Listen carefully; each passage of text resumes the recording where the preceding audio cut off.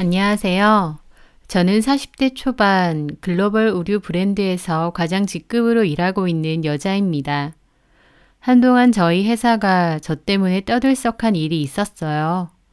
좋은 일도 아니었는데 어딜 가나 다 제 얘기로 들썩이니 참 힘들더라고요. 하지만 제가 잘못한 일도 아니기에 그럴수록 더 고개 들고 당당하게 그 시간들을 버텼습니다. 이제는 시간이 어느 정도 지나서 수군거림도 많이 잠잠해졌고 안 좋게 들썩이던 제 마음도 많이 차분해진 것 같아요. 저에게 어떤 일이 있었는지 그 사연에 대해 말해보려 합니다. 저는 지금 다니고 있는 회사를 아주 좋아했어요. 제가 원래부터 가고 싶었던 회사이기도 하고 또 저에게 월급과 커리어를 안겨주는 곳이기도 하니까요. 그리고 또 한 가지 이유가 더 있었는데 그건 바로 제 남편을 같은 회사에서 만났다는 것이었습니다. 나이는 동갑이지만 저는 과장이고 입사가 저보다 늦었던 남편의 직급은 대리였습니다. 제가 사수로서 일을 가르쳐 주다가 친해졌고 결국 결혼까지 하게 되었어요. 사내 커플이다 보니 당연히 회사에서는 저희가 부부라는 사실을 다 알고 있습니다. 회사 안에서는 최대한 일적으로만 서로를 대하려고 노력하지만요. 남편과는 회사 안에서는 물론 집에서까지 보는 것이니 거의 하루 종일 보게 되는 셈이었어요. 좀 지겹지 않냐는 주변의 말도 많았는데 솔직히 저는 지겨운 것보다 안심되는 부분도 있었습니다. 왜냐면 제 나이 정도가 되면 주변에서도 누가 바람났네, 딴짓을 했네, 그런 말이 심심찮게 들리거든요. 하지만 저는 하루 종일 남편과 옆에서 같이 있는 입장이다 보니 그런 의심에서는 비교적 자유로울 수 있었죠. 일거수일투족을 제가 다 알고 있고 회식이나 회사 술자리를 가더라도 제가 같이 가니까요. 그만큼 저는 남편을 철석같이 믿었습니다. 남편 자체를 믿었다기보다 상황을 믿은 것이었어요. 남편과는 결혼해서 사이가 좋았고 결혼 생활 자체도 만족이었습니다. 아이가 없긴 했는데 사실 없으면 없는 대로 사는 것도 나쁘지 않겠다 생각했어요. 또 저도 일적으로 욕심이 많다 보니 아이가 생기면 경력 단절이 되지 않을까 걱정이 많았고요. 그래서 아이가 안 생기는 것에도 크게 스트레스 받지는 않았습니다. 딩크 생각도 어느 정도 있기도 했고요. 남편도 저와 비슷한 생각인 것 같았죠. 그러던 어느 날이었어요. 저희 회사에는 신입사원들을 뽑았고 저희 팀에도 2명이 배치가 되었습니다. 저희 팀은 여자 사원으로 2명이었는데 다 싹싹하고 인상도 좋아 보이더라고요. 그런데 그중 한 사원은 유독 덜렁대고 일 배우는 속도가 느리더라고요. 적응도 잘 못하는지 회사 사람들하고도 잘 못 어울리고요. 그 친구의 이름은 정수빈이었고 20대 후반의 나이였습니다. 그전에는 공무원 시험 준비를 내내 했다가 뒤늦게 취업 준비로 바꿨고 저희 회사가 첫 회사라고 하더라고요. 나이가 적은 편은 아니었지만 사회생활을 해본 적이 없어서인지 모르는 부분도 너무 많았어요. 기본적인 것까지 다 알려줘야 했으니까요. 답답해하는 사람도 많았지만 저는 첫 사회생활이니 그럴 수도 있다고 생각했습니다. 그런데 담당 사수인 제 남편은 유독 수빈 씨를 답답해하더라고요. 어쩔 땐 사무실 안에서 쩌렁쩌렁하게 혼낼 때도 많았죠. 아니, 수빈 씨, 결제 방법 내가 전에도 말해줬잖아요. 근데 또 이렇게 올리면 어떡합니까? 죄송합니다. 제가 메모를 해놨는데. 아니, 백날 메모하면 뭐해요? 똑바로 적은 건 맞아요? 죄송합니다. 맨날 죄송하단 소리. 수빈 씨, 정신 좀 똑바로 차리고 일하세요. 회사가 만만해 보입니까? 평소 저에게는 다정다감하고 착한 남편이기에 그렇게 열내고 화내는 모습이 낯설더라고요. 게다가 수빈 씨도 엄청 위축되어 보이고요. 저는 그날 집에서 밥 먹다가 남편에게 얘기를 했죠. 근데 당신 정수빈 씨 너무 뭐라고 하는 거 아니야? 오늘 보니까 엄청 기죽어 보이던데. 똑바로 못하면 혼나야지. 말귀를 못 알아들어. 회사 생활 처음이고 그러면 누구나 잘 모르지. 안 그런 사람도 많아. 자기야, 자기 처음 입사했을 때 기억은 안 나나 보네? 내가 자기 사수였잖아. 자기 그때 어떻게 했는지 말해줘? 왜 그래? 나는 그때도 일 잘했어. 정말? 내가 기억하는데? 제 말에 남편은 저를 흘겨보더라고요. 저는 웃으며 그랬죠. 회사 생활 처음 하는 사람이고 열심히 하려고 하는데 좀 붙돋아줘. 너무 뭐라고 하지 말고. 옆에서 자꾸 뭐라고 하면 더 기죽어서 실수 안 할 것도 한단 말이야. 알았지? 알겠어. 당신은 왜 그렇게 정수빈 씨한테 신경 쓰냐? 시험 준비하다가 뒤늦게 취업 준비로 바꾸는 거 쉬운 거 아니거든. 나도 학교 다닐 때 잠시지만 시험 준비 좀 해봤어서 알잖아. 그냥 응원해주고 싶어. 아직은 일이 어설프긴 하지만 그래도 열심히 하려는 모습이 있어서 저는 수빈 씨를 응원해주고 싶더라고요. 그렇게 한동안은 잠잠했는데 수빈 씨가 거래처 관련해서 사고를 크게 냈었습니다. 그 일로 또 남편은 한바탕 큰 소리로 수빈 씨에게 화를 냈었고요. 점심을 먹고 좀 일찍 사무실로 돌아와 보니 수빈 씨가 풀이 잔뜩 죽은 채로 자기 자리에 앉아 있더라고요. 저는 마음이 쓰여 일부러 가서 말을 걸었죠. 수빈 씨, 식사했어요? 제 물음에 수빈 씨가 깜짝 놀라 일어나더라고요. 네, 간단히 먹었어요. 과장님도 식사하셨어요? 네, 괜찮으면 1층에 카페 갈래요? 내가 커피 한 잔 사줄게요. 그렇게 저는 수빈 씨를 데리고 카페에 가게 되었습니다. 어때요? 많이 힘들어요? 아니요, 괜찮습니다. 처음 하는 사회생활은 원래 힘든 거예요. 그래도 내가 보니까 수빈 씨 열심히 하는 것 같아서 보기 좋아요. 저는 수빈 씨를 위해 덕담을 했죠. 그런데 수빈 씨가 가만히 있다가 갑자기 그러더라고요. 저기 과장님 궁금한 게 있는데요. 네, 뭔데요? 과장님이랑 권영재 대리님이랑 결혼하신 거 맞죠? 저는 약간 당혹스러웠습니다. 당연히 업무에 관한 질문을 할 줄 알았는데 갑자기 결혼 얘기를 물어보더라고요. 그것도 눈을 초롱초롱하게 빛내면서요. 아, 네. 그러셨구나. 회사에서는 티가 안 나서 몰랐어요. 결혼한 지는 오래되셨어요? 한 4년 좀 넘었나? 그러면 아기는요? 아기는 계획 없으세요? 저는 어색하게 웃었습니다. 그 상황이 좀 당혹스럽더라고요. 엄밀히 직장 상사와 후배 직원 관계고 그렇게 친한 사이도 아닌데 너무 개인적인 질문을 아무렇지 않게 했으니까요. 없어요. 수빈 씨 그게 궁금했어요? 아, 그냥요. 권 대리님이 수빈 씨한테 좀 많이 뭐라고 하는 게 있죠? 아니에요. 수빈 씨가 좀 더 일을 잘 배우고 잘 적응했으면 해서 그러는 거니까 좋게 생각하세요. 원래도 일 가르쳐주는 사수가 좀 타이트하게 해야 일도 금방 배우는 거거든요. 네, 저 권 대리님 좋게 생각해요. 좋으신 분 같아요. 배울 것도 많고 남자답고 얼굴도 잘생기셨고요. 아, 그래요? 네, 과장님한테도 참 잘해주실 것 같아요. 부러워요. 그런 분이 남편이라서. 저는 대화를 해보니 수빈 씨가 좀 독특한 스타일이구나 싶었습니다. 그리고 제 생각보다는 기가 죽어 있다거나 힘들어하는 것 같지도 않더라고요. 어쨌든 저는 그렇게 격려를 해주는 것으로 그 자리를 끝을 냈죠. 그런데 그맘때쯤 저는 우연히 남편의 카드 내역서를 보게 됐어요. 저희 집은 저와 남편이 각자 통장을 관리하고 얼마간의 돈을 각출해 생활비로 쓰고 있거든요. 결혼 전부터 그렇게 하자고 합의를 봤었습니다.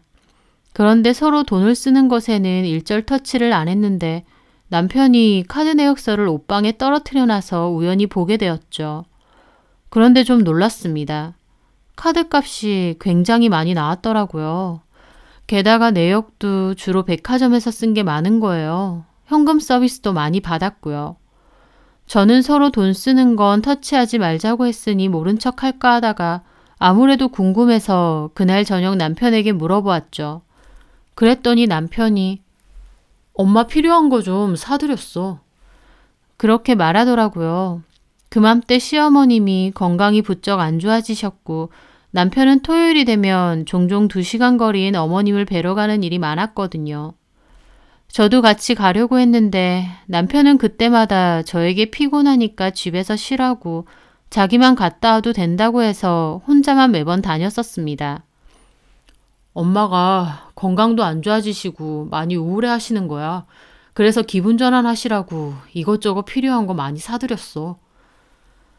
저는 그 말에 고개를 끄덕였습니다. 다른 것도 아니고 어머님 필요한 거 사드렸다고 하니 그런가 보다 했죠.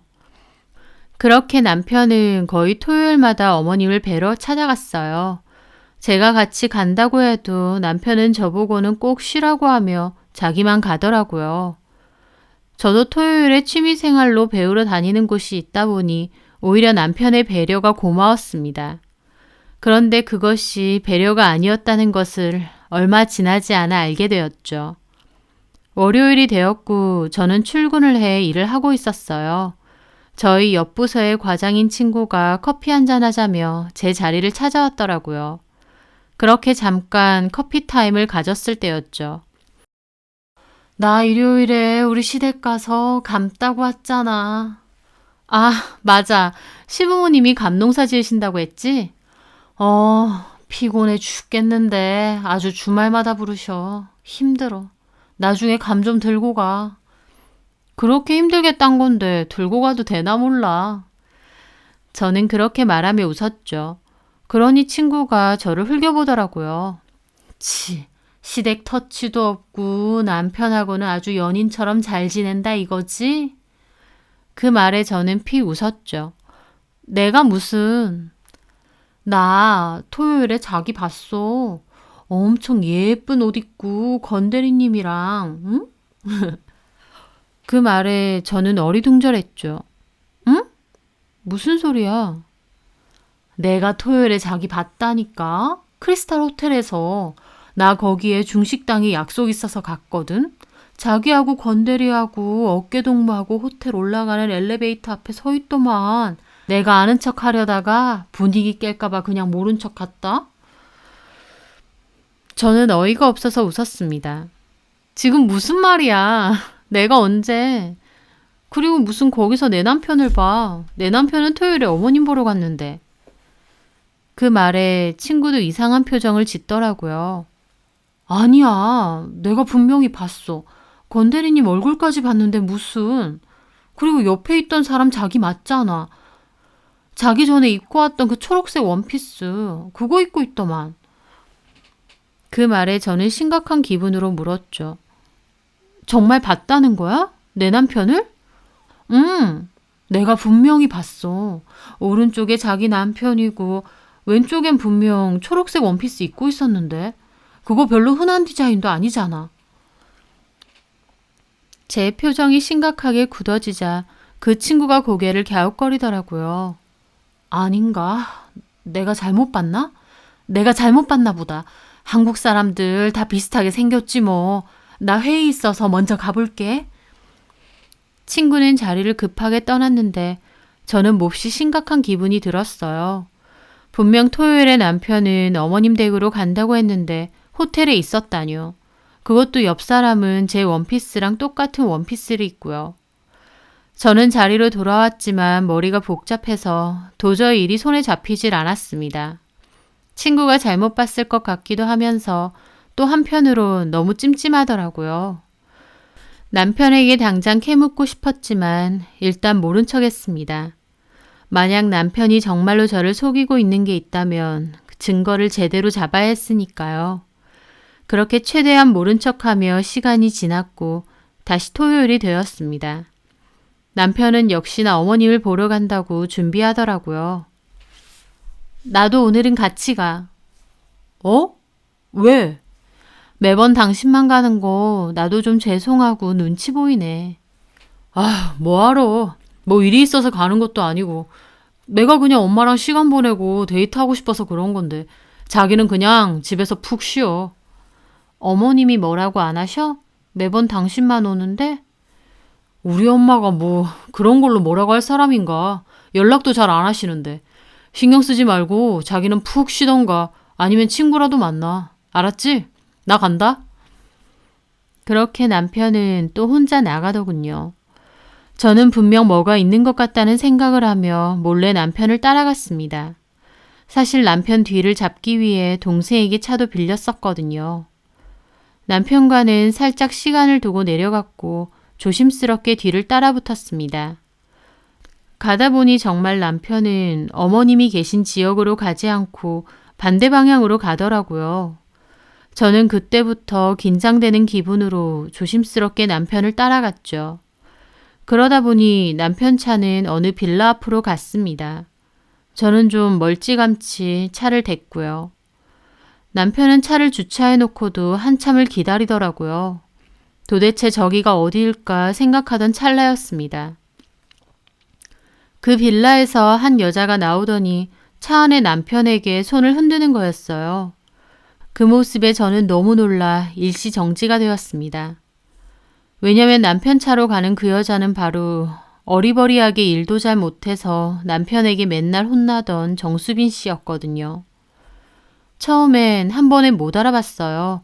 왜냐면 옷차림도 그렇고 회사에서 볼 때랑은 너무 달랐거든요. 그 상황이 더 이상하게 느껴진 건 옷차림이나 헤어스타일이 다 저랑 너무 비슷하다는 것이었습니다. 옷도 제가 갖고 있는 옷이랑 비슷해 보이고요. 남편이 저를 속이고 직장 후배를 따로 만나러 왔다는 것도 기함할 일이지만 수빈 씨의 옷차림 때문에 더 기분이 이상하더라고요. 제가 멍하게 있던 찰나에 남편의 차는 다시 출발했고 저도 놀라서 뒤따라갔죠. 남편의 차는 근처의 식당에서 멈췄고 남편과 수빈 씨는 다정하게 그 안으로 들어가더라고요. 저는 따라서 들어가 봐야 되나 말아야 하나 복잡한 기분으로 가만히 차 안에 있었습니다. 10분 정도가 지났고 남편은 포장한 음식을 들고 밖으로 다시 나오더라고요. 그리고는 다시 차에 올라탔어요. 저는 다시 그것들을 미행했죠. 얼마 가지 않아 남편 차는 한 모텔 주변으로 향했습니다. 남편은 차를 밖에다 대어놓고 수빈 씨, 아니 그 기집애에게 어깨동무를 하고는 모텔로 걸어가더라고요. 한 손에는 포장한 음식을 들고요. 저는 그 순간 차에서 뛰어내려서 동영상으로 그것들을 찍으며 달려갔습니다. 모텔 입구 앞에서 그것들은 저를 발견하고 기함하더라고요. 남편은 얼굴이 새하얗게 질려서 다 오해라고 변명부터 하고요.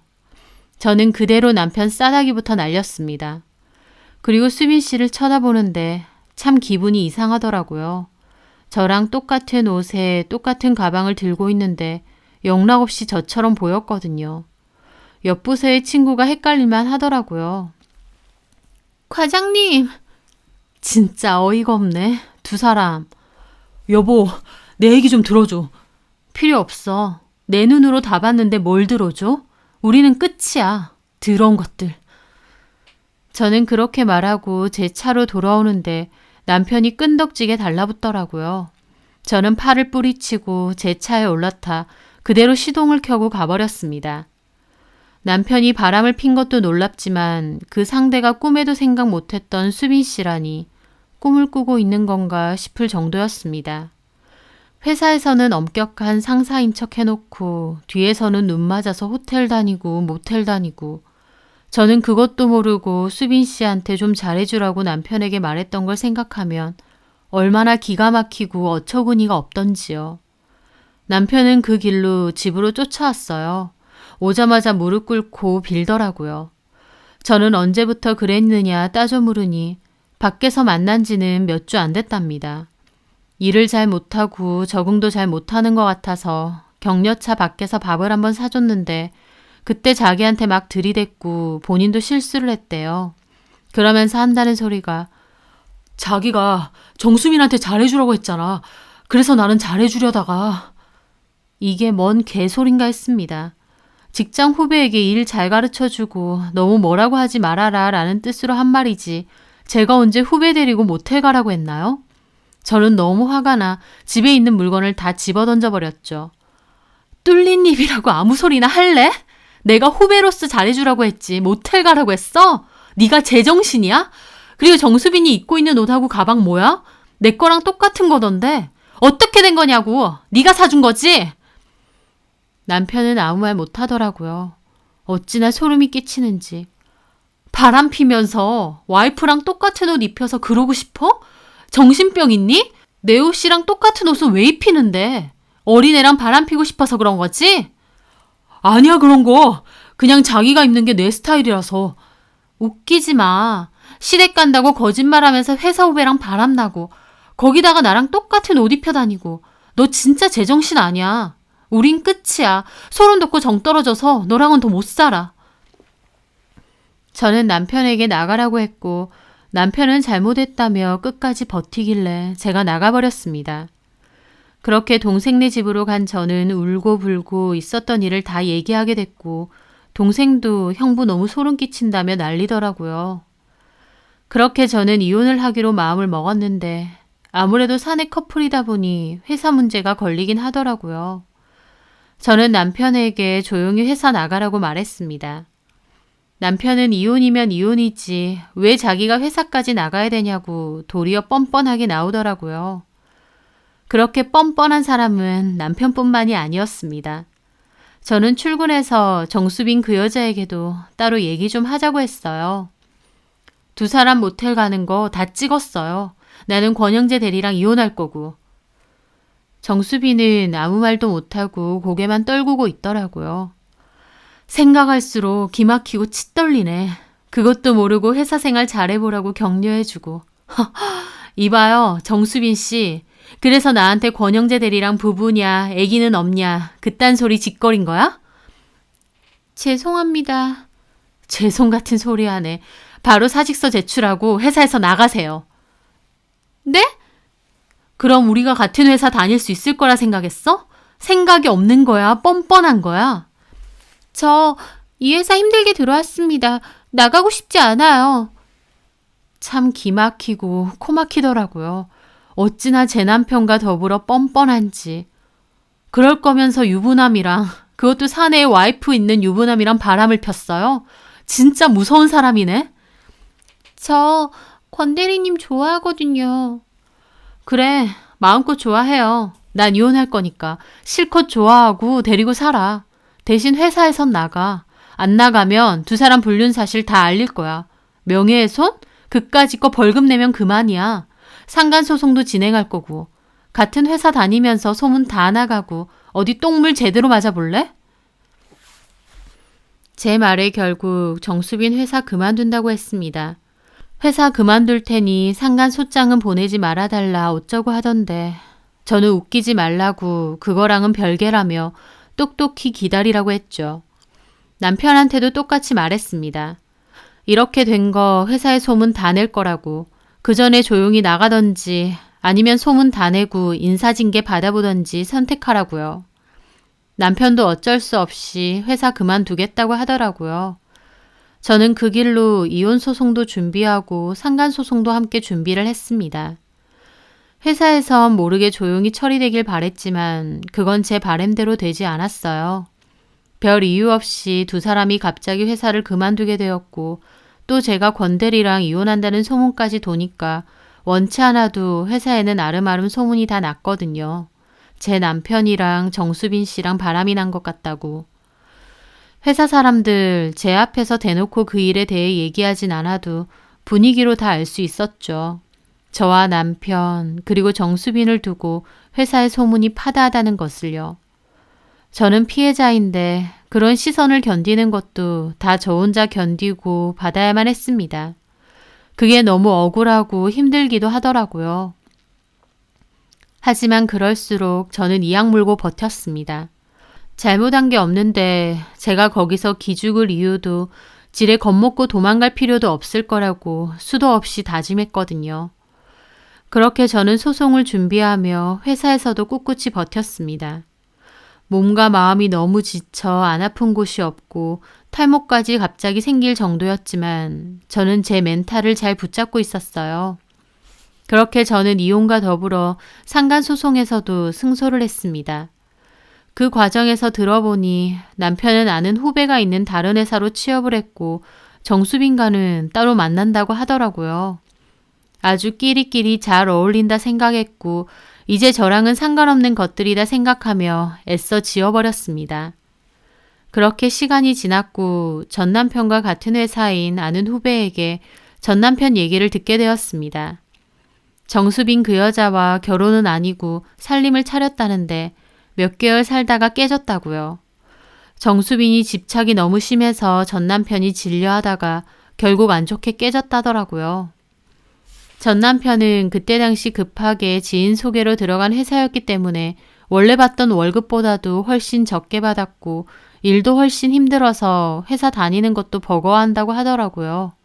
그러면서 바람피고 이혼한 걸 엄청 후회한다고요.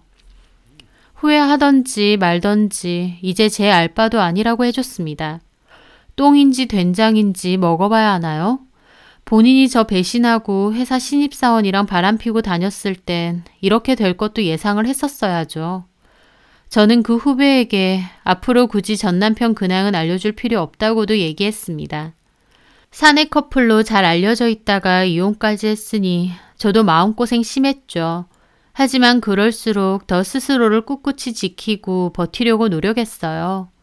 그 과정에서 저도 많이 성숙해졌다고 생각해요. 인생의 반쪽이라고 생각해도 작은 계기로 영영 멀어질 수도 있는 게 인생이고 삶이더라고요. 그렇기 때문에 저는 지금 이 순간을 최선을 다해 살려고 합니다. 헤어짐이 있으면 또 다른 만남도 있으니 제가 제 마음을 잘 추스르고 행복하게 잘 지낸다면 또 좋은 인연이 나타날지도 모르죠. 지금처럼 제 스스로 잘 다독여가며 살아가려 합니다. 제 사연 들어주셔서 감사합니다.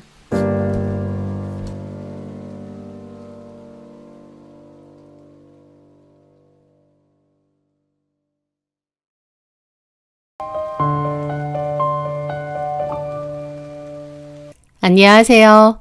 저는 광고회사에 다니고 있는 30대 후반의 여자입니다. 일하는 게 좋고 바빠서 크게 결혼 생각 없이 살아왔는데요. 30대 중반까지도 결혼을 안 하니 주변에서는 비혼인 거냐 아니면 결혼을 못한 거냐 많이 물어도 보시더라고요. 제가 비혼이라는 생각을 한 적은 없지만 그렇다고 결혼을 꼭 해야 된다는 생각도 없었습니다.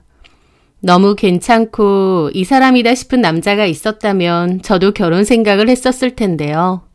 안타깝게도 그런 남자가 별로 없었습니다. 그래서 연애만 몇 번 했었고 결혼까지는 잘 안 가더라고요. 그러다가 한 남자를 만났는데 사귄 지 6개월 만에 결혼을 했습니다. 그 전에 2, 3년 만나고도 결혼까지는 잘 안 가게 됐는데 이 남자는 결혼할 운명이었는지 6개월 만나고도 결혼이 일사천리로 진행되더라고요. 그 남자랑 결혼할 운명이었던 것 같습니다. 물론 결혼 말고 이혼도 할 운명이었지만 말이죠. 2번의 배신을 당한 저의 기가 막힌 이혼 이야기를 들려드리려고 합니다. 제 친구 중에는 김서희라는 이름의 대학교 친구가 있었어요. 서희는 체구가 작고 여성스러운 친구였죠. 대학교 1학년 때 오리엔테이션에 가서 친해진 후로 4년 내내 한 무리로 잘 어울려 다녔습니다. 다들 학점 관리하고 취업 준비하느라 바빴지만 서희는 그런 것에 별로 관심이 없는 아이였어요. 대학교까지는 어거지로 공부해서 들어왔지만 취업보다는 돈 많고 괜찮은 남자에게 시집가고 싶다는 말을 늘 달고 살았었거든요. 그래서 외모 관리에 신경 많이 쓰고 나이에 특히 민감했습니다. 나이 한 살 한 살 더 먹으면 선 시장에서도 안 좋으니 하루라도 빨리 결혼하고 싶다 그거였죠. 저는 학점 관리 잘하고 자격증이나 토익 준비 열심히 해서 좋은 곳에 취업을 하고 싶었는데요. 그렇다 보니 서희와 저는 그런 부분에선 별로 안 맞았습니다. 하지만 그래도 착하고 귀여운 친구라서 잘 지냈었죠. 결혼을 빨리 하고 싶었던 서희는 대학교를 졸업하자마자 결혼을 했습니다.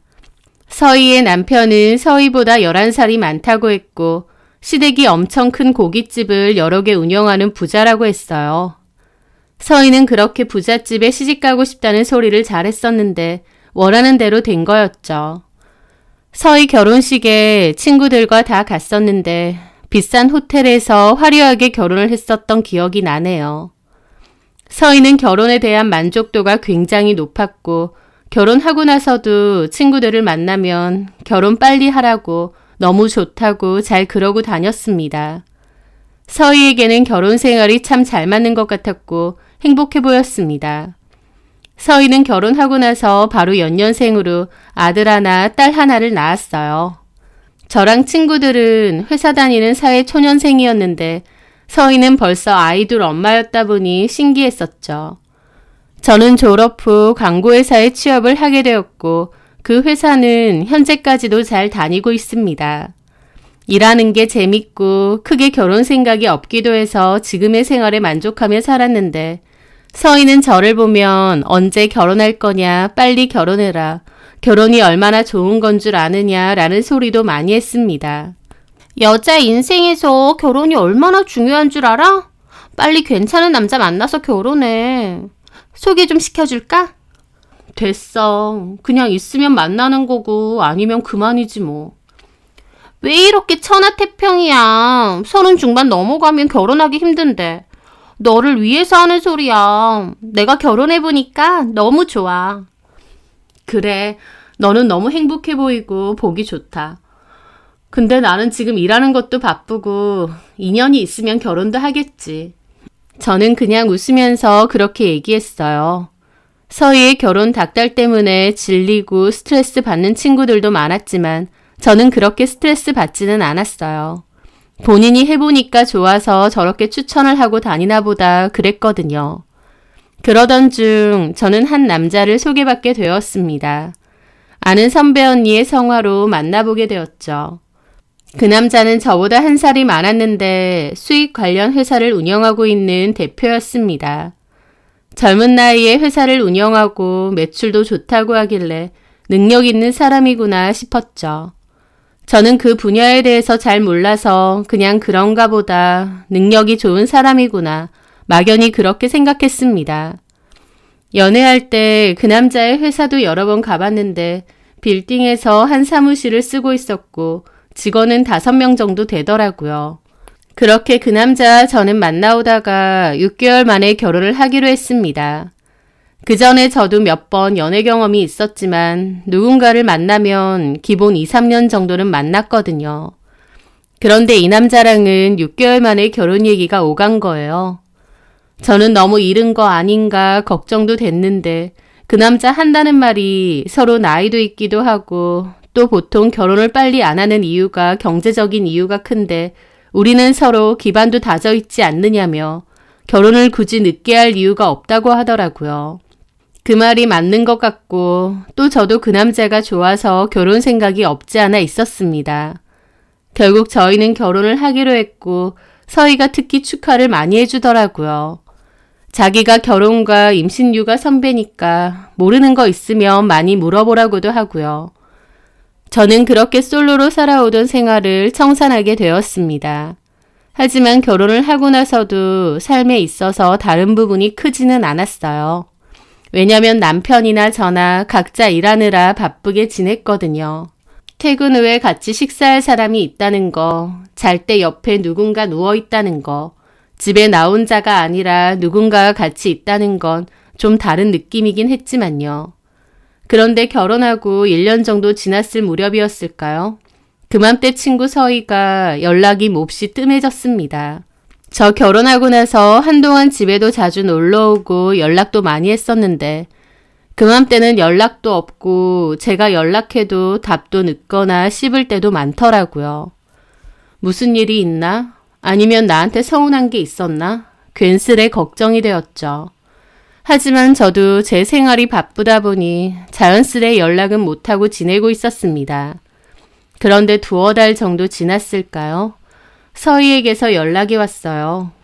서희는 기운 없는 목소리로 퇴근하고 자기랑 얘기 좀 할 수 있느냐고 했고 맥주집에서 만나기로 했습니다.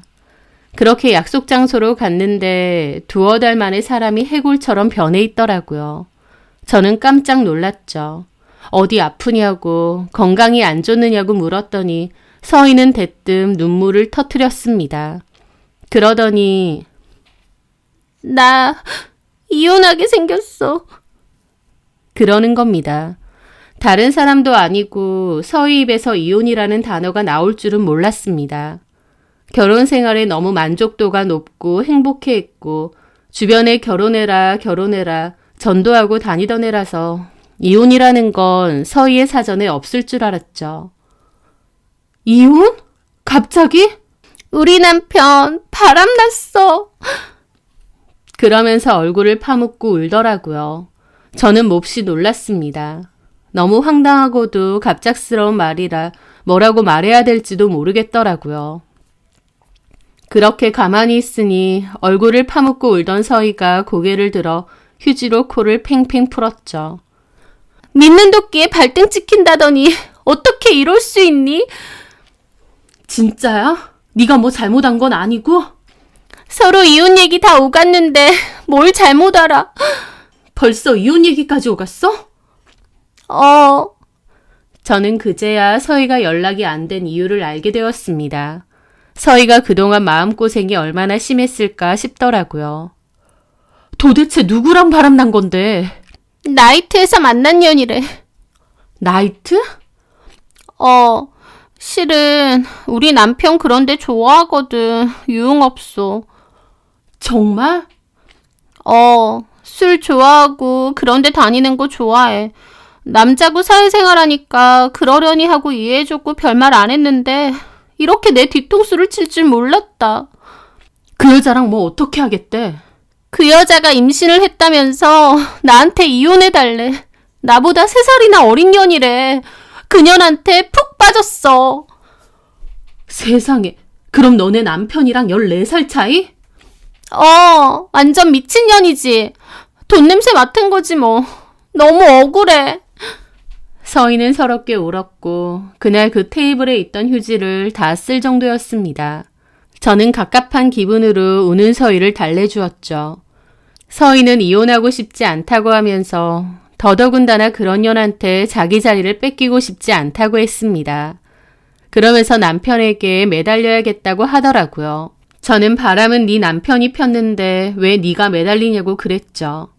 하지만 서희는 아쉬운 쪽에서 매달려야지 별 수 있냐면서 자기는 어쨌든 절대 이혼 안 할 거랍니다. 남편이 밖에서 어쩌고 다니든 본인의 결혼 생활은 포기 못하겠다고 하더라고요. 서희의 남편이 돈이 많다 보니 서희는 그동안 꽤 편안하고도 호화스러운 생활을 누린 것은 맞습니다.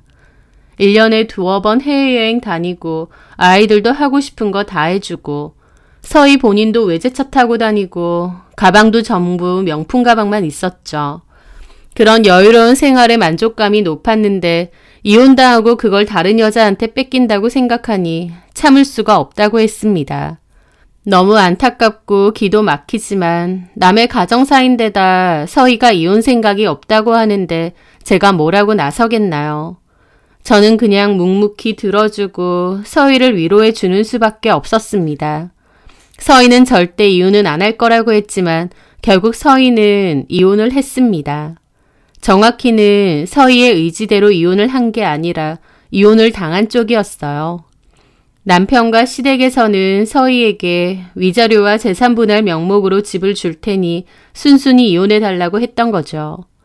서희도 법적으로 다툴 바에야 그거라도 받고 끝내는 게 나을 거라는 계산 후에 결국 이혼을 해주었다고 했습니다. 서희가 위자료와 재산분할 명목으로 받은 집은 30평대의 구축 아파트였는데요. 좀 오래된 구축이긴 해도 입지가 좋고 아파트 값도 꽤 됐었거든요. 결혼 생활한 지 10년 정도가 되었고 남편의 유책도 확실하고 게다가 아이들도 서희가 키우기로 했다 보니 그렇게 줬다고 하더라고요. 금액으로 치면 서희에게도 나쁘지 않았겠지만 남편에게 배신당하고 이혼까지 당한 거니 서희는 이혼 후에도 몹시 힘들어하고 여전히 우울해했습니다. 그맘때 서희와 자주 만나고 연락도 자주 했는데 볼 때마다 자주 울고 술도 많이 마시고 전 남편과 상간녀에 대한 분노와 증오심이 엄청났습니다. 그렇게 괴로워하는 모습이 친구로서 너무 안타깝더라고요. 서희는 술을 마시면 남편과 그 여자를 찾아서 가만 안 둘 거라는 소리도 잘했고 그 둘 얘기를 할 때면 이를 갈았습니다. 저는 애들 생각해서라도 잊어버리고 마음 잡고 살라고 이혼해줬으니 털어버리고 이제 네 인생 살라고 해줬습니다. 제가 해줄 수 있는 말은 그것뿐이었어요. 하지만 서희는 저보고 제가 안 당해봐서 자기의 심정을 모르는 거래요. 제가 무슨 말을 해도 위로가 되지 않고 듣지도 않으려고 했습니다.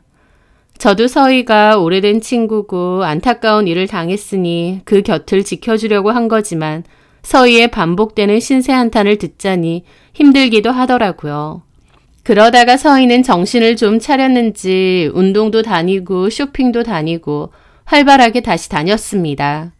이제 마음을 다 잡았나 보다 했는데 갑자기 뭐에 꽂힌 건지 운동 다니고 에스테틱 다니며 피부에 몇백을 쓰고 쇼핑하러 다니고 돈을 물 쓰듯이 써제끼는 겁니다. 서희는 원래 부잣집에 시집간다고 한들 시부모님 눈치 보인다고 돈을 그렇게 펑펑 쓰지는 못했다고 했었는데요. 오히려 이혼 후 고삐 풀린 망아지 마냥 돈을 미친 듯이 써제끼는 겁니다. 하지만 당장 일도 안 하고 수입도 없는데 무슨 돈이 있어서 그랬겠나요.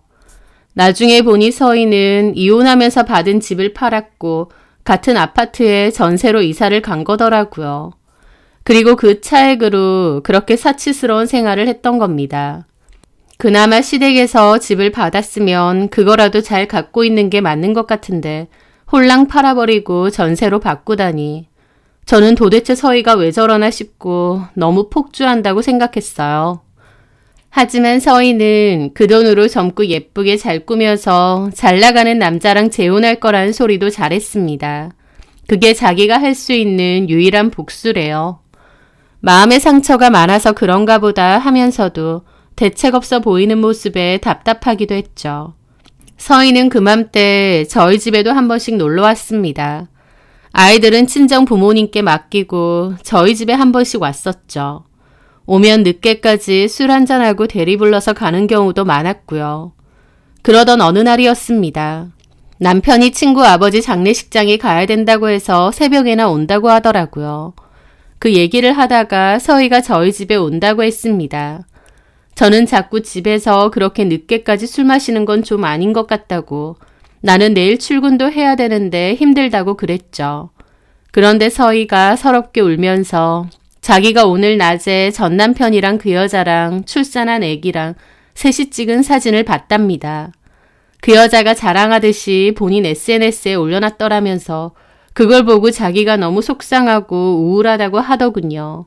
서희는 아직까지도 전 남편과 그 여자를 염탐하는 듯 했죠. 서희가 너무 힘들다고 또 눈물바람이길래 결국 저희 집에 오라고 했습니다. 서희는 아이들은 친정 부모님께 맡기고 또 저희 집으로 왔더라고요. 그렇게 이른 저녁부터 술을 꽤 마셨고 서희는 저희 집에서 잠이 들었습니다. 곤히 자고 있는데 깨우기가 그래서 결국 이불 덮어주고 저도 들어가서 잤죠. 다음날 일어나 보니 장례식장 갔다 온 남편도 제 옆에서 자고 있더라고요. 아마 새벽에 들어온 모양이었죠. 새벽에 집에 왔다가 친구가 거실에서 자고 있으니 얼마나 놀랐을까 싶어서 미안하더라고요. 하여튼 그런 일이 있었고 서희에게도 다음부턴 집에서 이렇게 마시는 일은 없도록 하자고 했습니다. 서희도 알겠다며 미안하다고 했죠. 그냥 하나의 작은 해프닝 같은 일이었는데 저는 그날의 일이 제 결혼 생활을 뒤흔들게 될 줄은 몰랐습니다. 시기상 그맘때 이후로 남편의 행동이 부쩍 이상해지고 의심스러운 날들이 많았습니다. 남편이 바람을 피면 와이프가 모를 수 없다는 말이 있던데 그게 무슨 말인지 알겠더군요.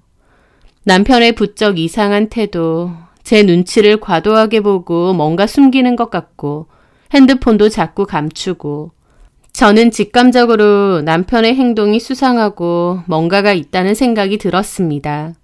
남편에게 여자가 있다는 생각이요. 저는 혼자서 고민하다가 결국 서희에게 털어놨어요. 친한 친구기도 하고 아무래도 서희도 비슷한 일을 겪었기 때문에 좀 더 도움이 되지 않을까 싶었죠. 제 딴에는 정말 고민 끝에 서희에게 털어놓은 건데 서희의 반응은 제 예상과는 달랐습니다.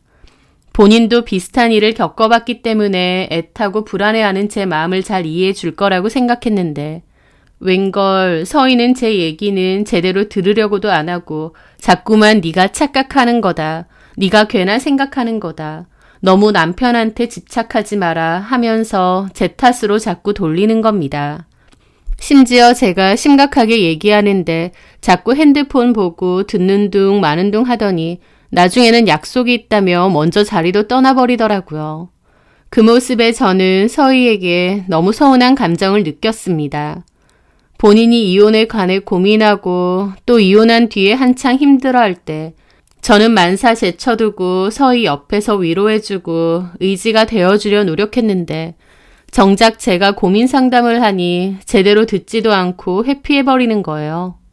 무조건 제가 착각하는 거라고 하면서요.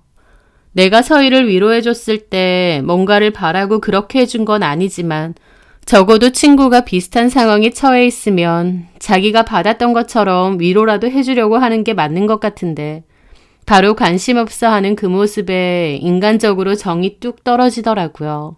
그런데 저는 그 친구가 왜 저에게 그런 식으로 행동했는지 얼마 지나지 않아 알게 되었습니다. 남편을 의심하며 혼자서 끙끙 앓다가 결국 남편의 핸드폰과 노트북을 뒤져보게 되었거든요. 그러면서 그 과정에서 남편이 정말 바람을 핀다는 것을 알게 되었습니다. 제 기우이길 바랬는데 남편은 정말 바람을 피웠던 거죠. 그런데 진짜 충격인 건 따로 있었습니다. 남편의 바람 상대였죠. 그 상대가 바로 서희였던 겁니다. 제 남편이 밖에서 만나고 있는 여자가 바로 제 친구 서희라니요. 그 사실을 알고 뇌에 정지가 온 듯 한참이나 멍해졌습니다. 어떻게 이럴 수가 있나 싶었죠. 다른 사람도 아니고 내 친구, 그것도 본인 역시 같은 아픔의 상처, 이혼을 겪었잖아요. 바람난 전 남편과 그 상간녀를 씹어 죽일 것처럼 증오하고 욕했으면서 그것들이 인간들이냐고 생 이빨을 갈아댔던 게 언젠데 그런 친구가 제 남편과 이럴 수가 있나요? 제 착각이나 오해였으면 좋겠지만 남편 노트북에 숨겨져 있는 두 사람의 다정한 사진은 절대 착각도 오해도 아니었습니다. 저는 남편에게 말했습니다. 다른 사람도 아니고 어떻게 내 친구랑 이럴 수 있느냐, 도대체 언제부터 이랬느냐고요. 제가 빼도 박도 못하는 확실한 증거들을 갖고 있다 보니 남편은 잡아떼지도 못했습니다. 제가 계속 추궁하자 놀랍게도 서희가 저희 집 와서 술 먹고 잤던 날 저희 집에서 그 사달이 있었다고 하더라고요. 저는 그날 거실 소파에서 술 취해 잠든 서희에게 이불을 덮어주고 방으로 들어와서 잠이 들었는데요. 새벽에 남편은 장례식장에 갔다가 집에 들어왔다고 했습니다. 그때 들어와 보니 서희는 잠에서 깨서 저희 집 거실에서 혼자서 술을 마시고 있었대요. 그러면서 남편한테도 한잔 하라고 권했고 남편은 아내 친구기도 하니 거절하기가 그래서 앉아서 같이 마셨대요. 저는 한번 잠이 들면 누가 업어가도 모르는 편이라서 전혀 몰랐는데 그 새벽에 둘이서 거실에서 술을 마셨을 줄은 전혀 몰랐습니다. 하여튼 그 두 사람은 술을 마셨고 서희는 저희 남편에게도 울면서 하소연을 했대요. 이혼한 것과 자기 마음의 상처 등을요. 그걸로 제 남편이 위로해주다가 둘이서 눈이 맞았다는 겁니다. 그 두 사람의 시작이 저희 집이었다는 사실에 저는 너무 놀라 기절할 뻔했습니다. 아무것도 모르고 곤히 자고 있었던 제가 너무 한심스럽게 느껴지기도 하고 또 이것들이 짐승들인가 싶기도 하더라고요. 저는 남편에게 어쩌고 싶냐고 물었고 남편은 제가 내리는 처신에 따르겠답니다.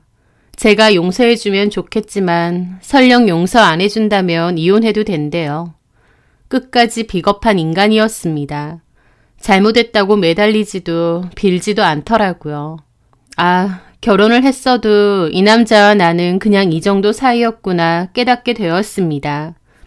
그럼 내가 이혼 안 해준다면 그냥 이대로 살겠다고? 죄인이 뭔 말을 하겠어. 당신이 내리는 처분에 따라 살아야지. 참 비겁하고 못된 인간이다. 솔직히 이대로 살면 괴로운 건 나지 당신이겠어? 어떻게 내 친구하고 그럴 수 있어? 당신이나 걔나 둘 다 짐승이야? 이런 인간들이었어? 제가 거품 물고 따져도 남편은 그저 입 꾹 다물고 방바닥만 보고 있었습니다. 미치고 팔짝 뛰겠더라고요. 저는 그 후 서희에게도 연락했습니다. 제가 전화를 하자 남편에게 들어서 다 알고 있었던 건지 태연하게 받더라고요. 너 참 태연하게 전화 받는다. 벌써 내 남편한테 얘기 들었니? 전화 와서 들었어. 생각보다 너무 뻔뻔한 친구의 말투에 기가 턱턱 막혔죠. 저는 친구에게 나오라고 했습니다. 그렇게 약속 장소로 나갔어요. 저는 서희를 기다리면서 목이 너무 타서 물을 연거푸 마셨습니다. 잠시 후 서희가 왔는데 한눈에 봐도 저한테 미안한 기색 하나 없이 제 앞에 앉더라고요. 내가 여기 있는 물을 너한테 끼얹어야 되는 거지. 너무 화가 나서 말소리가 막 떨리더라고요. 친구는 제 눈을 피하더니 네가 그러고 싶다면 어쩔 수 없는데 서로 창피해지니까 그러진 말자. 그러는 겁니다. 저는 그 말 듣자마자 열받아서 손에 들고 있던 물을 확 끼얹었습니다. 저도 살면서 제가 그런 상황에 맞닥뜨리고 또 그런 행동을 할 줄은 몰랐어요. 그것도 친구라고 믿었던 인간에게 말이죠. 제가 물을 확 끼얹으니 주변 사람들도 다 놀라서 쳐다보고 서희도 얼굴이 빨개지더라고요. 그리고는 저를 한참 노려보더니 화장실로 획 갔습니다. 한참 뒤 대충 닦고 나온 서희는 다시 앞에 앉더라고요. 꼭 이런 식으로 해야 되니? 나도 너랑 비슷한 일 겪었지만 이런 식으로 안 했어. 자랑이다. 네 입으로 잘도 말하네. 너도 네 남편 바람 펴서 이혼하고 그걸로 피눈물 났었으면서 어떻게 똑같이 이런 짓을 저질러? 그것도 다른 사람도 아니고 내 남편? 네가 네 전 남편이랑 그 여자 욕할 처지야? 너도 똑같은 인간 아니야. 그것들하고 나는 달라. 뭐가 다른데? 네가 더 최악이지. 최소한 그 여자는 네 친구는 아니었잖아. 저는 말하면서도 너무 분통이 터졌죠. 제 말에 서희는 아무 말 않고 불편한 기색만 보이더라고요. 주변에서 웅성거리니까 아무래도 거슬렸겠죠. 뭔 눈치를 그렇게 봐? 쪽팔린 건 알아? 그래, 너한테 미안한 것도 있어. 근데 나도 비슷한 일 겪어봤지만 어쩔 수 없는 것도 있더라. 내 남편하고 그 여자 그렇게 된 것도 분하지만 내가 어떻게 할 수 있는 건 없었어. 시간이 지나니까 알겠더라고. 아, 그냥 이게 다 운명이고 팔자구나. 그럴 수밖에 없었구나. 그래서? 이것도 마찬가지지. 나라고 뭐 처음부터 작정하고 네 남편하고 그런 건 아니야. 그런데 그날 속상해서 혼자 술 한잔하다가 네 남편이 왔고 내가 그러고 있는 게 짠해 보였는지 같이 한잔하자고 하더라고. 그래서 먹으면서 이런저런 얘기를 하는데 위로가 많이 되더라고. 그동안 받았던 그 상처를 네 남편이 많이 위로해줬어. 너무 고맙고 마음이 좀 따뜻해지더라고. 너 진짜 웃긴다. 허구한 날 나붙잡고 하소연해서 내가 그렇게 네 팔자 타령 징징거림 다 들어줬는데 그때는 전혀 위로고 뭐고 안 되다가 내 남편이 몇 마디 들어준 건 그렇게 마음 절절하게 위로가 되디? 그놈의 위로는 남자가 해줘야만 됐던 거네? 비꼬지 말고 선호 씨랑 나랑 그때 뭔가 통하는 게 있었다 그거야. 그걸 두고 뭐라는 줄 알아? 발정났다고 그래. 발정난 둘이 아주 가지가지했네. 너 말을 왜 그렇게 상스럽게 하니? 너처럼 행동이 상스러운 것보단 나아. 이 남자의 미친년아. 저는 자리에서 일어났습니다. 긴 말 더 섞고 싶지도 않다. 상간소송할 거야. 그거나 기다려. 주변에도 다 알릴 거야. 그때도 이렇게 떳떳한지 보자. 그래, 얼마든지 해. 각오하고 있어. 선호 씨랑 나 그 정도 각오는 했으니까. 서희는 오히려 뻔뻔하게 나오더라고요. 저는 그 모습에 치가 떨린 채로 그 자리에서 벗어났습니다. 면상에 물도 끼얹고 욕도 했지만 마음의 분은 전혀 풀리지 않더라고요. 저는 꺼이꺼이 울면서 집으로 왔습니다. 그리고 저는 주변에 이런 얘기를 다 했어요. 저와 남편 그리고 김서희를 아는 모든 사람들에게 일부러 다 얘기했습니다. 제 주변 친구들은 서희를 욕하면서도 저한테 이혼해주지 말라고 하더라고요. 누구 좋으라고 이혼해주냐고요. 저도 처음엔 그랬습니다. 누구 좋으라고 이혼을 해주냐 생각했고 어디 끝까지 가보자 싶었습니다. 하지만 그런 일이 있고 난 뒤 남편은 보란듯이 김서희를 만나고 다녔어요. 아마 김서희도 남편에게 그냥 이혼하고 자기한테 오라고 한 것 같았습니다. 남편은 처음에는 제 처분만 기다리니 어쩌니 했지만 김서희에게 갈아탈 생각도 진작에 했던 것 같아요. 그 일로 남편과 정말 많이 싸웠고 급기야 남편은 집을 나가기도 했습니다. 아마 김서희 집에 간 듯했죠. 게다가 김서희는 저에게 문자로 너는 남자 없이도 잘 살잖아. 나에게는 선호 씨가 너무 중요해. 선호 씨가 필요해. 한때의 정을 생각해서라도 나한테 양보해주고 구질구질하게 굴지 말았으면 좋겠어. 이럴수록 선호 씨는 너한테 더 정 떨어지니까. 선호 씨의 선택도 존중해줘. 이렇게 구구절절한 메시지까지 보냈더라고요.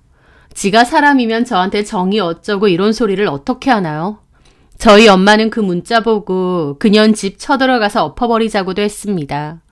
솔직히 저도 너무 열받아서 그러고 싶은 마음도 조금은 있었습니다. 이판 사판이다 싶었고 막말로 그것들 쳐죽이고 나도 같이 죽고 싶다 싶을 정도로 배신감과 분노가 엄청났죠. 그런데 그맘때 저에게 그 사람들이 찾아왔습니다. 생각지도 못한 사람들이었죠. 그리고 그 사람들이 찾아오고 난 후 저는 생각을 아예 바꿔서 이혼을 결심했어요. 내가 말라 죽어도 이혼은 절대 안 해줄 거다. 누구 좋으라고 이혼을 해주냐 그랬는데 그 사람들이 찾아오고 난 뒤 제 심경이 180도 변한 거죠. 저는 그 후 바로 김서희에게 이혼을 해주겠다고 했습니다. 하지만 상간소송은 그대로 유지할 거라고 했죠. 김서희는 저에게 위자료 명목의 돈과 위로금까지 제대로 계산해서 줄 테니 소송은 취하해달래요. 자기 아이들이 알면 어떡하냐는데 애들 걱정되는 인간이 그러고 사나요?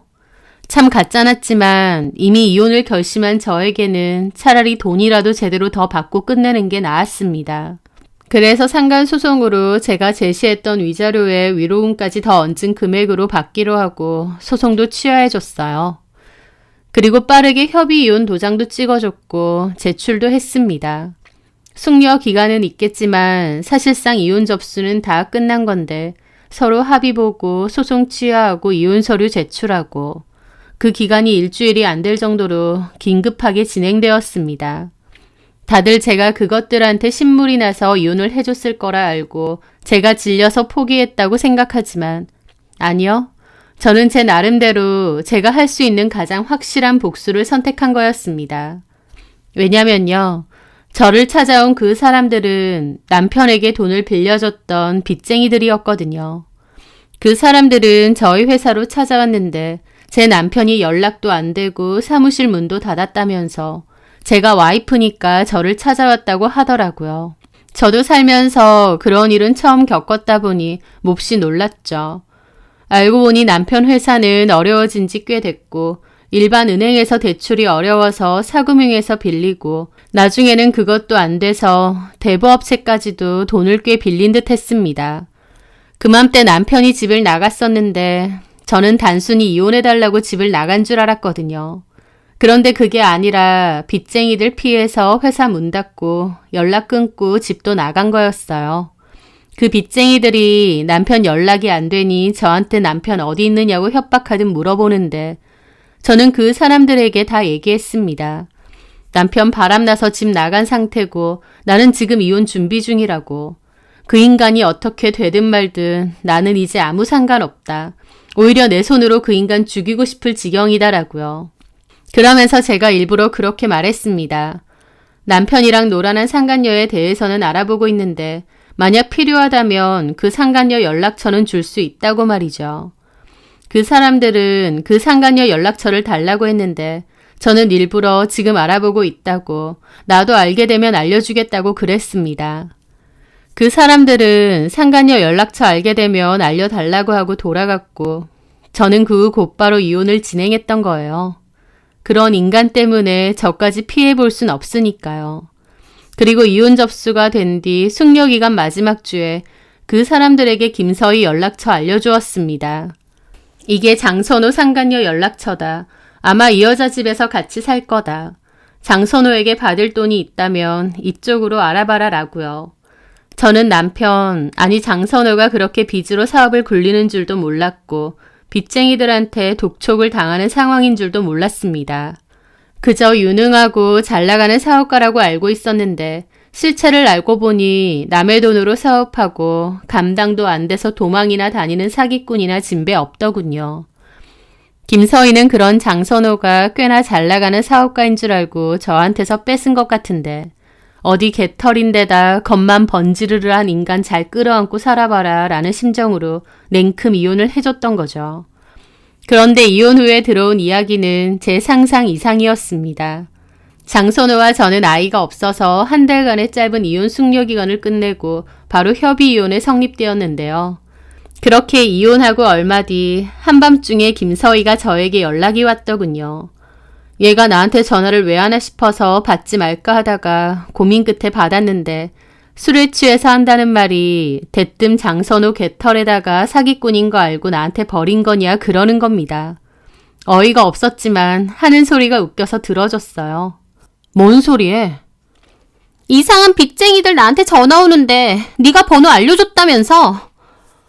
맞아. 장선호가 그 사람들한테 빚을 졌대. 나 이제 장선호 와이프 아니잖아. 네가 장선호 와이프 하고 싶다며. 그래서 네 번호 알려줬어. 야, 너 친구라는 년이 어떻게 이럴 수가 있냐? 그 말에 저는 코웃음이 절로 났습니다. 지랄한다. 친구라는 년? 네 입에서 그 말이 나와? 그러는 너는 친구라는 년이 남의 신혼집 와서 남의 남편이랑 뒹굴고 그것도 모자라서 이혼해달라고 그랬잖아. 네가 원하는 대로 이혼해줬고 장선호랑 살라고 줬어. 친구로서 내가 해줄 수 있는 건 다 해준 것 같은데? 너 다 알고 이런 거지? 갑자기 이혼해준다고 하더니 너 이런 거 다 알았던 거지? 뭐 어쩌라고. 네가 장선호랑 운명이라며. 운명인 사람이랑 살라고 보내줬는데 이제 와서 나한테 왜 난린데? 그 새끼 때문에 나 그나마 있던 전세 보증금까지 다 날리게 생겼어. 알아서 해. 그게 네가 말한 운명인가 보지 뭐. 나한테 이럴 게 아니라 장선호한테나 얘기해. 네 운명의 남자한테. 장선호 돈 같이 갚으면서 오손도손 사는 게 네 운명인가 보다. 그 새끼 집도 나갔어. 나 그 새끼 경찰에 신고할 거야, 사기꾼으로. 하면서 울먹거리는데 저는 그냥 그 상황이 너무 가짜으면서도 웃기고 한편으론 짜증스럽기도 하더라고요. 어쩌라고. 신고하던지 말던지 네 일은 네가 알아서 해. 내가 지금 너 징징거리는 거 들어주게 생겼니? 똥인지 된장인지 구분도 안 가? 한 번만 더 이딴 걸로 전화해봐. 저는 그렇게 전화를 끊고 차단도 했습니다. 그런데 그 뒤에 들어보니 김서희만 억울해하는 게 아니라 장선호도 억울해 팔짝 뛴대요. 김서희가 평소에 외제차 타고 다니고 평소 하고 다니는 것도 명품밖에 없다 보니 이혼해서 위자료도 엄청 많이 받은 줄 알았던 모양이었습니다. 그래서 저랑은 쉽게 이혼을 결정하고 김서희한테 갈아탔던 것 같아요. 그런데 막상 이혼하고 보니 김서희가 집은 자가에서 전세로 바꾼 지 오래고 그 차액으로 사치 부리며 살았던 것을 알게 되었던 겁니다. 한마디로 쥐뿔 없다는 걸 알게 된 거죠. 이게 얼마나 우스운 일인가요? 김서희는 장선호가 잘 나가는 사업가인 줄 알았던 거고 장선호는 김서희가 위자료 빵빵하게 받아서 돈 많은 이혼녀인 줄 알았던 겁니다. 하지만 둘 다 아니라는 것을 금방 눈치챈 것이죠. 김서희는 장선호 경찰에 신고했다는 얘기가 있고 그 바람에 장선호와 김서희가 몸싸움을 벌이고 오밤중에 경찰서 갔다는 얘기도 있더라고요. 아주 난장판으로 지지고 볶고 싸운다면서요. 저는 장선호가 그 정도로 밑바닥인 줄도 몰랐고 또 김서희가 그 정도로 멍청한 줄도 몰랐습니다. 한때는 제 남편으로 또 오래된 친구로 알아왔던 인간들인데 저는 그 인간들의 진면목은 전혀 몰랐던 거더라고요. 더러운 두 욕망이 만나서 저 배신 때린 건데 결국 서로가 서로를 속이고 배신한 셈이었죠. 저는 팝콘 먹는 심정으로 그 인간들의 후일담을 비웃음과 함께 열심히 들었습니다. 김서희는 저에게 장선호가 그렇게 된 것이 운명이라고 했어요. 운명이라는 것은 원래부터 정해져 있어서 거스를 수 없는, 원래부터 정해져 있기에 반드시 그렇게 될 수밖에 없는 것을 말하죠. 어쩌면 제가 장선호와 김서희에게 배신당하고 이혼하는 것, 그것이 제 정해진 운명이었을지 모릅니다. 하지만 그것이 제 운명이었다고 해도 저는 너무 비참해하거나 괴로워하지 않으려고 합니다. 물론 그것들이 서로가 서로를 진흙탕으로 끌어내리는 모습을 다 지켜봐서도 있지만 저에게 그런 일이 있었다고 해서 그대로 무너지거나 너무 힘들어하고 싶지는 않아요. 이혼이라는 거 결코 작은 일도 쉬운 일도 아니지만 그렇다고 제 인생을 송두리째 흔들 만큼 큰 일도 아니라고 생각합니다. 그러니까 저는 저에게 그런 일이 있었다 한들 피할 수도 없었던 운명이니 그냥 받아들이고 인정하며 살려고 해요. 그것들의 비참한 꼴도 제 눈으로 다 지켜보았으니 이미 일어난 일 홀가분한 마음으로 훌훌 털어버리고 살아가려 합니다. 제 사연 들어주셔서 감사합니다.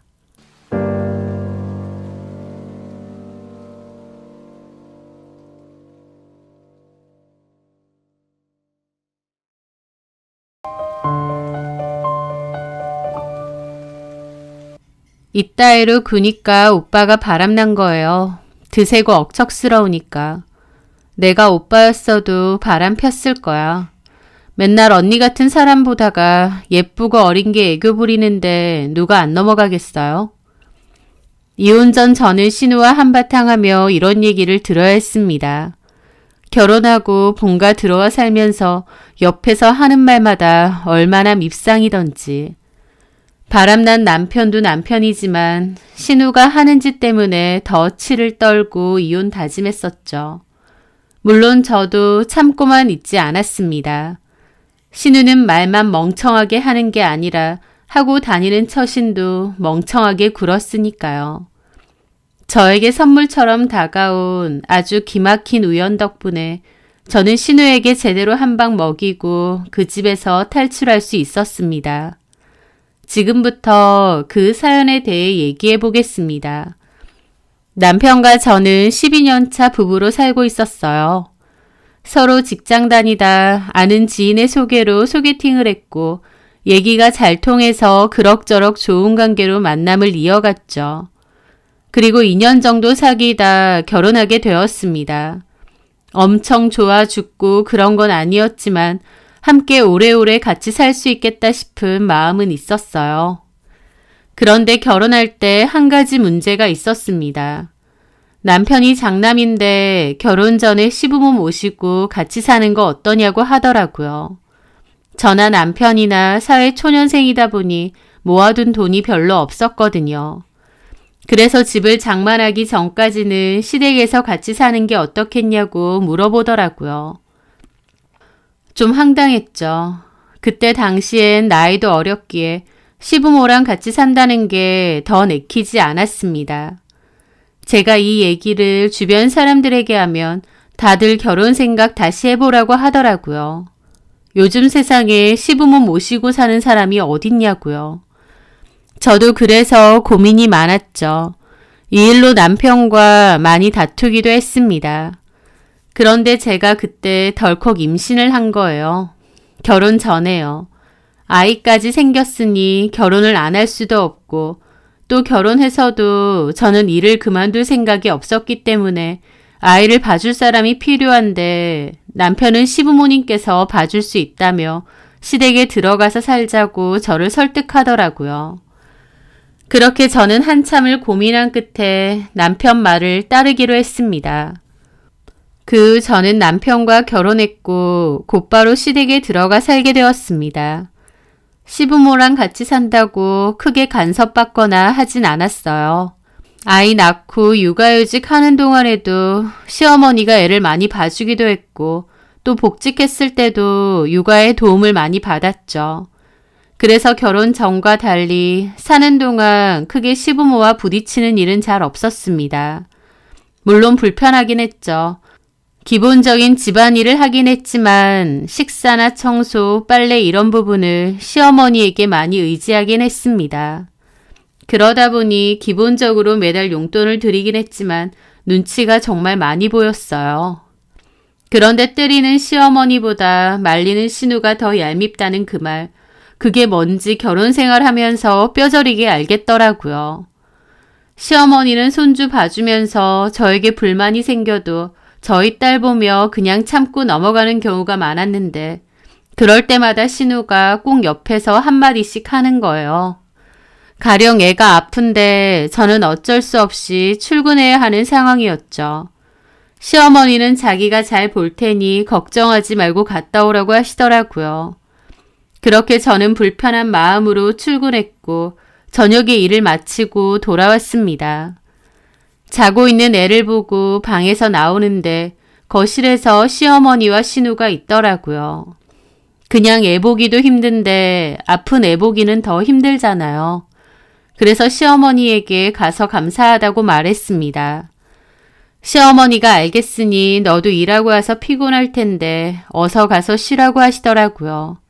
그런데 옆에서 신우가 언니는 맨날 말로만 그러더라. 그런 말 할 때는 봉투라도 내밀면서 해요.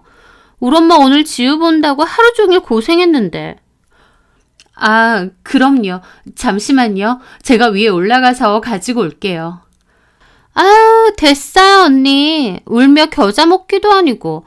말이 그렇다는 거지, 말이. 그리고 그런 건 말하기 전에 딱 눈치껏 줘야지.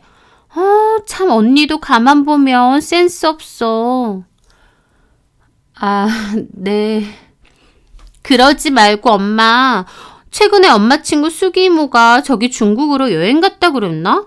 그거 엄마가 엄청 부러워했잖아. 중국은 한 번도 안 가봤다고. 그랬지. 이럴 때 센스 있는 며느리가 어머니 애 봐주셔서 감사합니다 하고 딱 보내드리면 얼마나 좋게. 안 그래? 뭘, 애들도 돈 모으느라 여유 없을 텐데. 아, 그 정도 효도도 못한데? 중국 여행 그거 얼마나 한다고. 엄마가 지우를 얼마나 잘 봐주는데. 사람이 그걸 모른 척하면 도리가 아니지, 도리가. 그러면서 옆에서 괜히 시어머니를 부추기는데 정말 얄밉더라고요. 늘 그런 식이었죠. 시어머니는 그냥저냥 괜찮다고 넘어가는데 옆에서 꼭 붙어서 한두 마디 거들었어요. 그럴 때마다 저는 속으로 짜증이 났지만 겉으로는 그저 네네 할 수밖에 없었죠. 다행히 신우가 결혼하고 집을 나가면서 그런 스트레스도 어느 정도 해결되었습니다. 물론 신혼에도 같은 지역이라 평일이고 주말이고 자주 놀러 왔어요. 자기 엄마 본다면서. 그렇게 집에 와서는 여전히 사람 속 뒤집어 놓는 소리를 잘했습니다.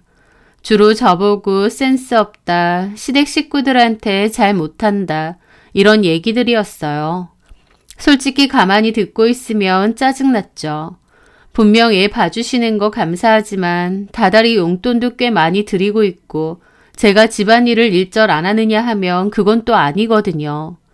낮에 제 일도 해야 했고 퇴근하고 집에 와서는 집안일도 해야 했어요. 시어머니가 모든 걸 다 해주는 건 아니었는데 신우는 저보고 시부모 잘 만난 것도 제가 가진 복이라며 자기 엄마 아빠한테 잘하라고 큰 소리 쳤습니다. 그럼 저는 시어머니도 보고 있으니 그냥 알겠다고 하고 웃고 말았죠.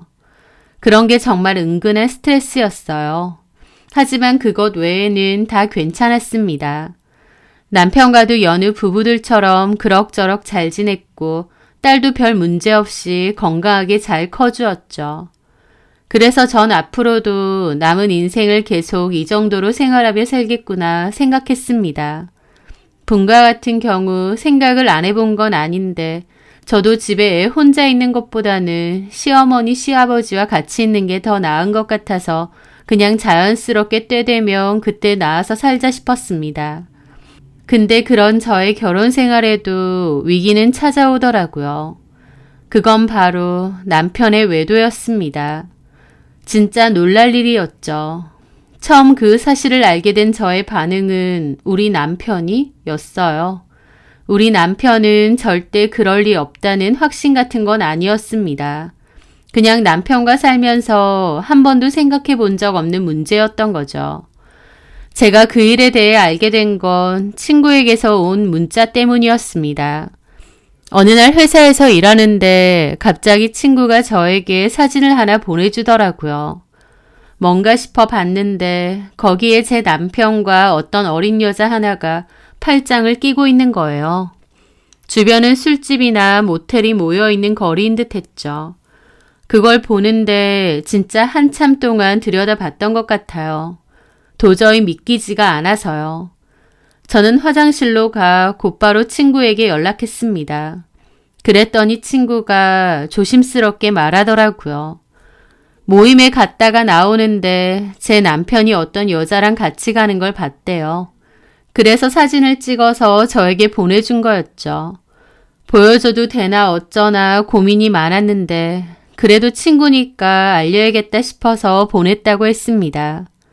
제가 더 자세한 상황을 물어보니 친구도 혹시나 자기가 잘못 본 걸까봐 남편 뒤를 밟았대요. 그런데 남편과 이 사진 속 여자가 모텔로 들어가는 걸 자기 두 눈으로 똑똑히 봤다는 겁니다. 제가 언제 본 거냐고 물으니 이틀 전이라고 하더라고요. 그날은 남편이 저에게 회사 회식이 있다고 늦을 거라고 했던 날이었거든요. 실제로 새벽에 들어왔었죠. 그래서 제가 시부모님 깨지 않게 조심해서 들어오라고 저는 딸아이랑 먼저 자겠다고 문자를 남겼던 게 생각이 났습니다. 친구에게서 그 얘기를 전부 전해 듣는데 그때 느낀 감정을 어떻게 말로 표현할 수 있을까요? 살면서 불륜하는 사람이 바퀴벌레보다 많다는 얘기를 들으면서도 단 한 번도 내 남편이 그럴 거라고는 의심해 본 적이 없었거든요. 근데 그게 실제로 일어나 버리니까 현실 감각이 떨어지더라고요. 친구 얘기고 사진이고 전부 다 장난이고 농담 같았습니다. 전화를 끊고 저는 울지도 않았어요. 그냥 정말 멍한 상태가 돼서 화장실 변기에 계속 앉아 있었습니다. 얼이 빠진다는 게 뭔지 알겠더라고요.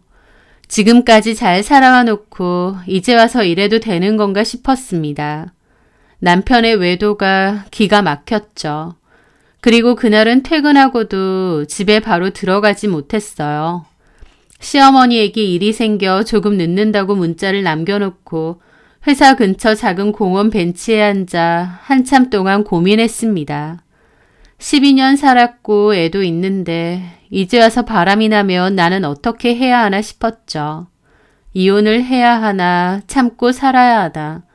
그보다 진짜 바람이 난 게 맞긴 한가 그런 생각으로 머리가 깨질 듯이 아파왔습니다. 그래서 저는 일단 제대로 확인해 보기로 했죠. 친구가 보내준 사진에 남편 얼굴이 찍혀 있긴 했지만 어두워서 착각한 걸 수도 있다고 생각했어요. 그날 저는 집으로 가서 남편이 잘 때까지 기다렸습니다. 남편은 아무것도 모르고 평소처럼 행동하더라고요. 씻고 나와서 저에게 넌지시 내일 모레 모임이 있다고 그러는 겁니다. 너무 태연하게 말을 하는데 평소 같으면 그렇구나 하고 넘어갔을 일이지만 남편이 이미 나를 속이고 있다고 생각하니까 그 모임이 진짜 있긴 한 건지 의심스럽더라고요. 하지만 저는 티내지 않고 남편이 잘 때까지 기다렸습니다. 뜬 눈으로 침대에 누워있다 남편이 잠든 걸 확인하고는 침대에서 나와서 남편 폰을 들여다봤어요. 따로 비번이 잠겨있진 않았습니다. 그래서 숨길 만한 게 없나 싶었어요. 문자를 보고 사진도 봤는데 별거 없긴 하더라고요. 그런데 남편도 완벽하게 감추지는 못했더군요. 혹시나 하는 마음에 갤러리 휴지통 폴더에 들어가 봤는데 거기에 버젓이 사진들이 남아있는 겁니다. 삭제만 하고 휴지통을 비우진 않은 거죠. 거기에는 어린 여자애랑 같이 술집에서 모텔 거울 앞에서 찍은 사진들이 있었습니다. 그걸 보는데 손에 쥐고 있는 핸드폰을 바닥에 집어 던지고 싶더라고요. 남편이 바람난 게 맞구나. 이 인간이 제대로 미쳤구나. 저는 그 사진들을 복원시키고 제 폰으로 따로 보냈습니다. 많기도 하더라고요. 그리고 다시 폰을 원래대로 돌려놓은 후 제자리에 가져다 두었죠. 그러면서 세상 모르고 자는 남편을 보는데 진짜 얼굴을 주먹으로 세게 한 대 치고 싶더라고요. 하지만 참았습니다. 한밤중에 아이도 자는데 식구들 다 깨워서 난리를 피우고 싶진 않았어요. 그렇게 저는 베개를 챙겨들고 아이 방에 갔습니다. 딸애를 보는데 그제야 눈물이 펑펑 쏟아지는 거예요. 불 꺼진 딸아이 방에서 저는 소리도 못 내고 하염없이 울었습니다. 그리고 저는 며칠을 고민한 끝에 이혼하기로 결심하고 남편에게 말했습니다. 제가 갑자기 이혼 얘기를 꺼내니까 남편도 놀라더라고요. 그러면서 왜 그러느냐고 하는데 제가 휴대폰에 있는 사진들을 보여줬죠. 친구가 알려주더라. 당신이 어떤 여자랑 같이 모텔 들어가는 거 봤다고. 그래서 당신 폰 뒤져보니 이런 사진이 나오더라고.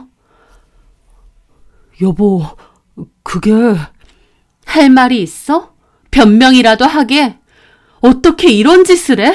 우리 지우 보기에 부끄럽지도 않아? 미안해. 내가 진짜 잘못했어. 저 여자랑 몇 번 안 만났어. 정말이야. 그냥 친구가 술 마시다 합석하게 됐고 몇 번 만난 게 다야. 정말이야. 몇 번 안 만났는데 이렇게 사진을 많이 남겼어? 그리고 몇 번 안 만났으면 내가 당신 용서해줘야 돼? 이거 바람이야. 당신 지금 바람 핀 거라고. 목소리 조금만 낮춰. 지우랑 엄마 아빠 다 듣겠다. 어? 그게 지금 중요해? 지우가 알게 될까봐 걱정은 되나 보지? 나 당신이랑 못 살아. 더러워. 당신 같은 사람이 우리 지우 아빠인 게 싫어. 이혼할 거야. 제가 강하게 나가자 남편은 무릎까지 꿇고 빌었습니다. 하지만 저는 용서해줄 마음이 없었죠. 내가 미안해. 내가 정말 죽을 죄를 졌어. 진경아, 내가 잘못했어. 됐어. 미안할 짓은 애초에 안 하는 게 맞아. 내일 어머님, 아버님한테 다 말씀드릴 거야. 그리고 당분간 나는 지우방에서 잘 거야. 그렇게 알아. 그리고 다음날 저는 딸아이를 재우고 시댁 식구들을 불러 모아 얘기했습니다. 저희 이혼하려고요. 난데없는 저의 폭탄 발언에 시부모님 두 분 다 엄청 놀라시더라고요. 저에게 무슨 일 때문이냐 물으시는데 있는 그대로 다 말씀드렸습니다. 남편이 바람 폈다고요. 그랬더니 시부모님은 못 믿으시더라고요. 말도 안 된다고요. 그래서 제가 휴대폰에 있는 사진을 보여드렸습니다. 그 과정에서 남편이 몸을 날려 저를 막으려는데 제가 그런 남편을 밀치고 휴대폰을 시부모님에게 건넸죠. 시부모님이 그 사진을 보시더니 화들짝 놀라시더라고요. 그걸 지켜보는데 얼마나 비참하던지. 남편도 아무 말 못하고 고개만 숙이고 있었죠. 시부모님은 남편에게 진짜 이게 사실이냐고 물으셨고 남편도 마지못해 그렇다고 대답하더라고요. 그러면서 얼마나 됐냐, 어쩌다 만난 거냐 물어보시는데 남편이 4개월 정도 됐고 친구랑 퇴근 후 술 한잔 하다가 우연히 합석하게 됐고 얘기를 나누다 만나게 됐다고 털어놨습니다. 그렇게 전후 사정을 모두 들은 후 침묵이 찾아왔죠. 시어머니도 난감한지 제 눈치만 살피며 남편을 나무랐습니다. 그러다 조심스럽게 저를 보며 이혼을 말리시더라고요. 진경아, 네가 얼마나 놀라고 속이 말이 아니겠니? 나도 정말 미안하다. 내가 자식을 잘못 키웠어. 그런 말 들으려고 보여드린 거 아닙니다. 저희 이혼할 거라고 말씀드리는 거예요. 진경아, 네가 지금 너무 속상하고 화나서 그러는 건 알겠지만 이혼 너무 쉽게 생각하는 거 아니다. 우리 현수가 진짜 죽을 죄 지었지만 지우 생각도 해야지. 아빠 없이 키울 거야? 그렇다고 어떻게 바람난 남편이랑 얼굴 보고 계속 살겠어요. 저는 그렇게 못해요. 지우 생각해서라도 한 번만 용서해다오. 현수도 이제 안 그럴 거야. 응? 저는 더 할 말이 없어 입 다물고 그냥 바닥만 보고 있었죠. 저라고 애까지 있는데 이혼 결정이 쉬웠겠나요? 하지만 도저히 앞으로 남편 얼굴 보고 아무렇지 않게 살 자신이 없더라고요. 이혼하고 나서의 일이 걱정은 되지만 도저히 같이 사는 건 무리였습니다. 그런데 이 상황에서 진짜 황당한 건 신우였어요. 신우가 제 휴대폰을 가져가더니 사진을 이래저래 보는 겁니다. 그러면서 한다는 말이 근데 예쁘장하게 생기긴 했네. 나이도 어려 보이고. 그러는 겁니다.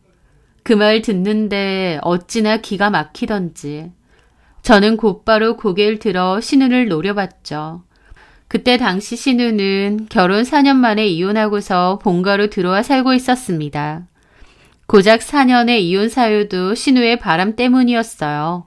본인 말로는 동창이랑 밥 몇 번 먹은 게 다인데 남편이 자기를 의심해서 손찌검을 했다느니 뭐라느니 이혼하고 집에 와서 울고 불고 난리를 치는데 어찌나 가관이던지. 오빠나 여동생이나 다 바람을 피운 건데 정말 이 집안 유전인가 싶었습니다.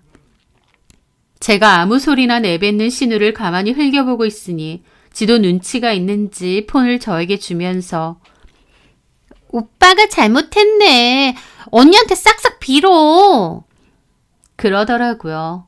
하지만 이미 저는 이혼을 하기로 마음을 굳힌 상태라 됐다고 말하고 그냥 위층으로 올라갔습니다. 그런데 잠시 후 제가 있는 방 안으로 시어머니와 신우가 들어오는 거예요. 제 눈치를 가만히 살피시더니 어렵게 말을 꺼내시더라고요. 예, 진경아. 네가 지금 얼마나 속상할지 그 맘 내가 다 안다. 내가 진짜 죄인이야. 자식 잘못 키운. 엄마는 또 뭘 그렇게까지. 넌 좀 가만히 있어. 우리 현수가 100번 1000번 잘못했다. 근데 이대로 이혼하면 우리 지우는 어쩌니? 아빠 없이 애 키울 거야? 내 친구 딸도 이혼하고 애 혼자 키우는데 맨날 힘들다고 하소연한다더라. 네가 넓은 마음으로 이번 한 번만 우리 현수 용서해주면 현수가 앞으로 너한테 정말 잘할 거야. 지도 사람인데 너한테 미안하지. 현수도 엄청 후회하고 있어. 가만히 앉아서 그 소리를 듣는데 저도 사람인지라 마음이 복잡해지더라고요. 시어머니가 제 손을 붙잡고 그렇게까지 말하는데 저도 너무 쉽게 이혼을 결정한 건가 싶어 혼란스러웠죠. 그런데 그 와중에 신우가 옆에서 또 주제 파악 못하고 입을 놀리는 겁니다. 그래요 언니. 요즘 남자들 다 그래 한 번씩은. 오빠 얘기 들어보니까 그렇게 오래된 것도 아니구만. 그 말에 저는 다시 열받았죠. 오래되고 아니고가 중요한가요? 그런 짓을 했다는 게 중요한 거지. 참다 제 얼굴이 울그락불그락 되는데 신우는 그것도 모르고 계속 떠들더라고요. 오빠도 맨날 집에서 언니 보다가 어리고 예쁜 여자가 들이대니까 잠깐 눈이 횟가닥한 거지. 남자들이 그렇다니까. 지금 그게 무슨 말이에요? 그 인간 바람핀 게 내 탓이라는 거예요? 아니, 그런 건 아닌데 막말로 언니 앞에서 이런 얘긴 좀 그렇지만 난 솔직히 오빠 이해도 돼. 아까 사진 보니까 엄청 어리고 예쁘더만. 그런 여우 같은 애들이 애교 부리고 아양 떠는데 오빠라고 안 넘어갈 수 있어요? 오빠도 남잔데? 그래서요? 아니, 솔직히 언니가 그런 성격이 아니잖아요. 야, 넌 좀 가만히 있어. 시어머니가 그만하라고 하는데도 신우는 지 할 말 다 하는데 진짜 사람이 맞나 싶었습니다. 누구 때문에 이혼 한 해 만에 하는데 거기다 대고 제 탓을 하고 있는 거잖아요. 아니 그렇잖아. 내가 여태까지 오빠랑 언니 사는 거 옆에서 지켜보면 사실 언니도 그렇게 잘한 거 없지 뭐. 오빠가 괜히 그런 애한테 눈 돌아갔겠어? 허구한 날 집에 와도 와이프란 사람이 자기 일 바쁘다고 상대도 안 해줘. 뭘 챙겨주기래. 오빠한테 말도 그냥 함부로 툭툭 하고. 그런 거 좋아하는 남자가 어딨겠냐고. 얘가 진짜! 그러는 그 인간은 나한테 잘했어요? 우리도 결혼 초반엔 알콩달콩했어요. 10년 넘게 애 키우며 살다 보니 그렇게 된 거지. 남들도 다 그러고 살잖아요. 그렇다고 모든 남자가 다 바람 펴요? 결혼 생활 오래 하면 다 바람 나냐고요. 하긴 아가씨는 모르겠네. 고작 4년 살고 이혼했으니까. 언니, 지금 그 얘기가 왜 나와요? 그러니까 말 함부로 하지 말라고요. 나랑 주연수 둘 사이의 문제예요. 4년 살고 이혼한 아가씨가 끼어들 문제 아니라고요. 어머, 진짜 기막혀. 나는 기껏 오빠랑 언니 생각해서 말하는 건데 진짜 섭섭하네. 이혼하면 뭐 언니 혼자 지우 키우면서 잘 살 것 같아요? 내가 이혼해본 사람으로서 언니 걱정해서 조언해주는 거예요. 이혼녀로 사는 거 얼마나 고달픈데. 지금도 봐. 나 이혼했다고 언니부터 무시하잖아요. 됐고요. 전 생각 안 바꿉니다. 그만 방에서 나가주세요. 저는 그대로 시어머니랑 신우를 방 밖으로 밀어냈습니다. 사람이 기본적인 눈치라는 게 있어야 하는데 어린 나이도 아니면서 할 말 못할 말 구분을 못하더라고요. 그 문 밖에서 시어머니가 신우한테 뭐라고 하는 소리가 들리더군요. 너는 왜 괜히 그런 소리를 해? 니네 오빠 이혼시키고 싶어? 내가 못할 말 했어? 저렇게 지랄 맞으니까 오빠도 딴 여자한테 눈 돌아간 거지. 조용히 안 해? 됐어. 오빠도 그냥 이혼하라 그래. 오빠도 더 어리고 예쁜 마누라 새로 얻으면 좋지 뭘. 입 다물어! 지우 듣겠어. 얼른 내려가. 문 너머로 신우하는 말이 다 들리는데 마음 같아선 당장 달려나가서 신우 머리채라도 잡고 싶었어요. 지도 바람 펴서 이혼당한 처지라 뭐가 잘못된 건지도 모르더라고요. 얼마나 어이가 없던지. 아무튼 그 후로 저는 이혼과 상간소송도 준비했어요. 한 가지 걸리는 건 역시나 딸아이가 아는 것이었습니다. 그게 마음 아팠죠. 그래서 이혼해서 나가기 전까지는 시댁에 계속 각방 쓰며 지냈습니다. 그 사이 남편은 매일매일 저에게 빌었죠. 잘못했다고요. 하지만 좀처럼 마음이 돌아서진 않더라고요. 생각하면 할수록 괘씸하고 짜증났습니다. 그래서 한 번은 그 내연녀를 찾아갔어요. 어떤 년인지 얼굴이라도 보자 싶어서요. 남편에게 그 여자 사는 집 주소랑 연락처 말하라고 했더니 처음에는 모른다고 잡아떼더라고요. 그래서 제가 지금 그 여자 보호해주는 거냐고 막 화를 냈죠. 그랬더니 겨우 번호도 주고 사는 곳도 알려주더라고요. 저는 회사를 하루 쉬고 그 여자에게 연락했습니다. 주연수 아내 되는 사람인데 한번 보자고요. 근데 답장이 없는 거예요. 일십이었죠. 거기서 열받은 저는 당장 그 여자 사는 곳으로 갔습니다. 큰 단독주택이 모여있는 동네인데 집이 꽤 사나 싶었어요. 그렇게 그 여자 집 근처로 갔는데 때마침 그 여자네 집 앞에 그 여자랑 그 여자 남편으로 보이는 사람이 있는 거예요. 저는 잘됐다 싶어 그 사람들 앞으로 갔습니다. 그리고 그 여자한테 아는 체를 냈죠. 한보람 씨? 가까이서 얼굴을 보니 남편 휴대폰 속 사진에 있던 그 여자가 맞더라고요. 신우가 어리고 예쁘다는데 실제로 보니 어린 건 맞지만 그냥 평범했어요. 그 여자는 갑자기 제가 나타나 자기를 부르니까 화들짝 놀라더니 남편 눈치를 살피더라고요. 아, 누구시죠?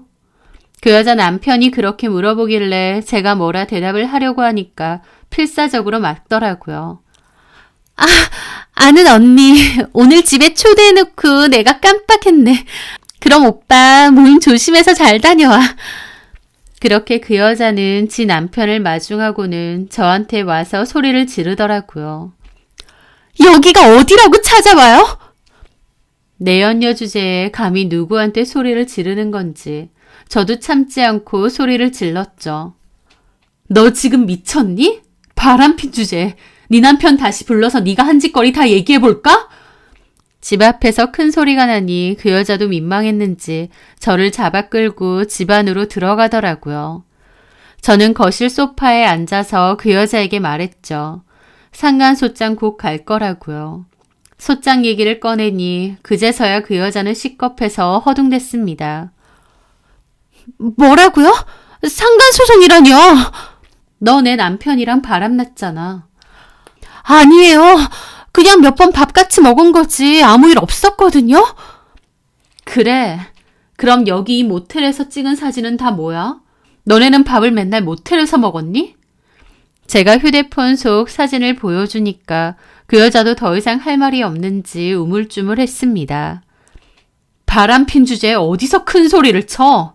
잘못했다고 무릎 꿇고 싹싹 빌어도 모자를 파네. 그런데 그 순간 진짜 그 여자가 거실 바닥에 무릎을 꿇더라고요. 그러면서 자기가 잘못했다고 울먹이는 거예요. 말이 그렇다는 거지 실제로 그런 줄은 몰랐어서 저도 좀 당황했죠. 저기 정말 죄송합니다. 제가 잘못했어요. 이제야 정신 차렸니? 근데 나 너한테 사과받으려고 온 거 아니야. 그냥 내 남편하고 바람난 년이 어떤 년인지 궁금해서 온 거야. 근데 너도 남편 있는 게 이딴 짓을 벌였어. 니네 남편한테 미안하지도 않니? 죄송해요, 사모님. 제가 진짜 너무 힘들어서 그랬어요. 정말 제가 잠시 미쳤었나 봐요. 그 여자는 그렇게 말하며 자기 얘기를 주저리 저한테 막 하더라고요. 들어보니 본인 남편도 바람이 났다는 얘기였어요. 그러면서 한다는 말이 남편이 바람을 피우는 것 같은데 이혼할 용기가 없다고 했습니다. 본래 자기 집 형편이 어려워서 돈 많은 남편 덕에 엄마 수술비에 병원비도 대고 있고 이렇게까지 살 수 있는 거라면서 이혼하고 나면 혼자 살 용기도 없고 가진 것도 없어서 남편 바람난 걸 다 알면서도 그냥 모른 척하고 있다는 겁니다. 그런데 살다 보니 억울했대요. 이렇게 살아야 하는 게. 그래서 자기도 남편 몰래 바람을 폈다는 겁니다. 그래서 제 남편이랑 바람이 난 거였죠. 그 얘기를 가만히 앉아서 듣고 있는데 그래서 뭐 어쩌라고 싶더라고요. 그래서 그게 내 남편이랑 바람핀 이유야? 내가 지금 그걸 듣고 아이고 딱해라 불쌍하다 그래야 하니? 저 진짜 몇 번 안 만났어요. 그냥 가끔 만나서 밥 먹고 모텔 간 거 말고는 아무것도 없어요. 야, 그걸 말이라고 하니? 그게 다 한 거야. 각자 가정이 있는 것들이 붙어먹은 걸 불륜이라고 하는 거라고. 정말 죄송해요. 제발 상간소송만은 하지 말아주세요. 부탁드려요. 그거 남편이 알게 되면 저 이혼해야 돼요. 이혼만큼은 안 돼요. 너 때문에 우리 가정 파탄 나는 건 되고 너는 안 돼? 이거 완전 미친년이네. 저는 그러고 그 집을 나왔습니다. 내연녀가 제 바지가랑이까지 붙잡는데 냉정하게 뿌리치고 나왔죠. 남편이 바람 피길래 억울해서 자기도 맞바람을 피웠다는 게 어디 제 앞에서 할 소리인가요? 제대로 정신이 박혀 있으면 못할 말이죠. 그런데 저는 그 여자 말을 듣고 그날 하루 종일 정처 없이 걸으며 이혼에 대해 생각했습니다. 상간소송은 반드시 하겠지만 이혼은 솔직히 망설여지더라고요. 이혼하고 혼자 살 자신이 없다는 그 여자 말이 계속 머릿속에 맴돌았죠. 시간이 지날수록 화도 나는데 더 이성적으로 생각하게 되기도 하더라고요. 이혼하자. 한 번일지 아닐지 남편을 계속 의심하며 살 수 없다. 아니다. 사람이 어쩌다 실수할 수 있다. 아이 아빠가 잘못했다고 저렇게 비니 이번 한 번은 용서해주자. 이런 생각들이 동전의 양면처럼 계속 머리에 맴돌았습니다. 그렇게 길을 서성이다 저녁이 다 되어서 집에 갔는데 집 앞에 신우가 어떤 남자랑 서 있는 겁니다. 서로 끌어안고 있는데 보통 사이가 아닌 것 같았죠. 그런데 남자가 신우에게 잘 가라고 인사를 하고 고개를 돌려서 차를 타는데 얼굴이 낯이 익은 거예요. 안면이 있는 것 같은데 어디서 봤나 한참을 고민했죠. 그러다 머릿속에 남자 얼굴이 번쩍하고 떠오르는데 진짜 머리가 띵하더라고요. 그 남자는 다름 아닌 내연녀의 남편이었습니다. 얽히고 설킨 관계가 머릿속에서 서서히 짜맞춰지는데 진짜 기막히고 소름이 돋더라고요. 어떻게 이렇게 만나나 싶었습니다. 이걸 인연이라고 해야 할지 악연이라고 해야 할지.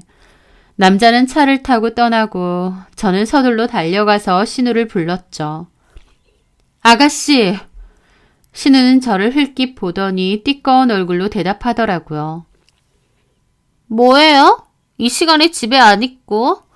아무리 이혼한다 해도 아직 이 집에 살면 엄마 아빠 저녁은 차려드려야 되는 거 아니에요? 뭐라고요? 아니, 그보다 방금 그 남자는 누구예요? 아, 봤구나. 애인이요. 최근에 사귄. 애인이요? 저 남자 유부남 아니에요? 네? 그걸 언니가 어떻게 알아요? 아니, 아가씨보다 나이가 더 있어 보여서. 참네. 나보다 나이 있으면 다 유부남이에요? 그럼 아니에요? 조만간 이혼한대요. 거의 남남이나 다름없대요. 아니, 그럼 유부남 맞잖아요. 그게 뭐요? 언니가 더 이상 무슨 상관인데요? 이혼한다 그래놓고 왜 아직도 이 집에 산대? 그러면서 신우녀는 집으로 쏠랑 들어가더라고요. 진짜 오빠나 여동생이나 가지가지 한다 싶었습니다. 콩가루 집안도 이런 콩가루 집안이 어딨나요? 저는 하루 종일 이혼 고민했던 게 바보처럼 느껴지더라고요. 저런 인간들이랑 살면서 딸이 뭘 보고 자라겠나요? 진짜 생각만 해도 치가 떨렸죠. 그렇게 저는 이혼 결심을 확고히 했고 그 다음날 회사 반차 쓰고 변호사를 만나 상담을 받았습니다. 이혼은 물론이고 남편과 그 여자 상대로 상간소송도 진행해달라고 했죠. 증거는 확실했어요. 사진도 있었고 그 여자 집에 갔을 때 혹시 몰라 가방 안에 녹음기도 켜놨는데 그 여자 하는 말이 다 녹음되어 있었죠. 변호사도 이 정도면 승소할 것 같다고 하더라고요. 그리고 저는 그날 저녁 하교한 아이를 데리고 그 집을 나오려고 했습니다. 근데 시어머니랑 시아버지가 난리가 난 거예요. 애를 왜 데리고 나가냐고요. 그래서 제가 이혼소송 이제 할 거고 더 이상 이 집에 있을 이유 없다고 그랬죠. 그랬더니 한참이나 저를 말리더라고요. 하지만 저는 이미 남편이나 신우나 그 집 식구들 다 꼴보기 싫었습니다. 나중에는 제가 이혼을 포기할 생각이 없어 보이니까 화까지 내는 거예요. 너는 나가도 애는 놓고 나가라고요. 그래서 제가 유책 배우자는 남편인데 애를 어떻게 이런 집에 놓고 가냐며 언성을 높였습니다. 그렇게 또 한바탕 난리가 났어요. 남편도 퇴근하고 와서는 집에서 큰 소리가 나니까 헐레벌떡 달려와 지우는 못 준다 어쩐다 하는데 저도 지우한테서 떨어지라며 고래고래 소리를 질렀죠. 그리고 저는 딸아이에게 잠시 위층에 가 있으라고 한 다음 남편에게 따졌습니다. 당신이 뭘 잘했다고 지우를 챙겨? 잊었어? 잘못한 거 당신이야. 이렇게 될 줄 모르고 그딴 짓거리 했어? 그렇다고 아직 이혼 확정된 것도 아닌데 애를 데려가면 어떡해. 애 학교는 어쩌고. 학교가 뭐 지우가 이딴 집구석에서 지내는 거 더 이상 못 보고 있겠어. 뭐? 이딴 집구석? 그래, 콩가루 집안이잖아. 아가씨도 바람펴서 이혼당했고 너도 바람폈잖아. 어떻게 남매가 쌍으로 그딴 짓을 하냐? 이게 말이나 돼? 제가 그렇게 화를 내며 따지니까 옆에서 듣고 있던 시어머니랑 신우도 저에게 삿대질을 해댔습니다. 너 지금 말 다 했니? 아무리 그런 일이 있었기로서니 어디 어른들 앞에서 목소리를 높이고 말을 함부로 해. 게다가 뭐? 이딴 집구석? 콩가루 집안? 그리고 언니, 난 바람 아니거든요? 그냥 친구끼리 만나서 밥 몇 번 먹은 걸 그 인간이 오해한 거고 나한테 손찌검 하려고 하길래 내가 열받아서 이혼한 거예요. 뭘 알지도 못하면서. 두 사람이서 그렇게 열을 올리는데 퍽이나 싶었습니다. 그래서 저도 콧방귀 끼며 말했죠. 웃기고 있네. 뭐라고요? 지금 만나고 있는 남자도 유부남이잖아. 이거 지금 보니 완전 유부남 킬러 아니야? 야, 너 지금 말 다 했어? 그 남자 이제 곧 이혼할 거라고 했지? 이혼 안 했으면 유부남이지. 그리고 이혼 당했으면서 아직도 정신 못 차렸니? 뭐가 어째? 저게 진짜 미쳤나? 됐고, 저는 오늘부로 지우 데리고 갈 겁니다. 상식적으로 바람핀 아빠가 애 키우는 게 말이 돼요? 할 말 다 한 저는 아이를 데려오기 위해 위층으로 올라가려고 했죠. 그런데 제 등 뒤로 신우가 그러는 겁니다. 저러니 오빠가 바람났지. 아주 사람 제대로 찔리게 해. 우악스러워 아주. 지금 너 뭐라고 했니? 너 지금 하는 꼴을 봐. 얼마나 막무가내야. 오빠가 바람핀 거 잘못한 거 맞는데 너 하는 거 보니 그럴만했다 싶다. 너 지금 말 다 했니? 드세다 드세. 한 대 치겠네 아주. 오빠 차라리 잘 됐어. 그냥 이혼해. 그리고 그 여자 만나서 재혼해. 그게 낫겠다. 지우는 저 여자 보고 키우라고 하고 오빠는 새장가 가. 혼자서 애 키워봐야 내가 이혼을 괜히 했구나 땅을 치고 후회하지. 그 말을 듣는데 진짜 피가 거꾸로 솟더라고요. 저는 당장 달려가서 신우 뺨이라도 때려야 하나 싶은데 남편도 있고 시부모님도 있어서 그냥 참고 위층으로 올라갔습니다. 근데 아무리 생각해도 열받는 거예요. 그래서 저는 어딘가로 전화를 걸었습니다. 그리고 아이 방으로 가서 짐을 챙겼죠. 잠시 후 초인종이 울렸습니다. 제가 얼른 내려가 문을 열어줬죠. 문 밖에 있던 사람은 다름 아닌 남편의 내연녀였습니다. 저는 내연녀 보고 안으로 들어오라고 했어요. 남편은 갑자기 나타난 그 여자를 보고 시겁하더라고요. 아니, 네가 여기 무슨 일로? 그런데 내연녀가 향한 건 남편이 아니라 신우 쪽이었습니다. 곧장 신우에게로 걸어가더니 머리채를 휘어잡았죠. 신우는 얼떨결에 머리가 잡혀서는 비명을 지르고 아주 난리가 났어요.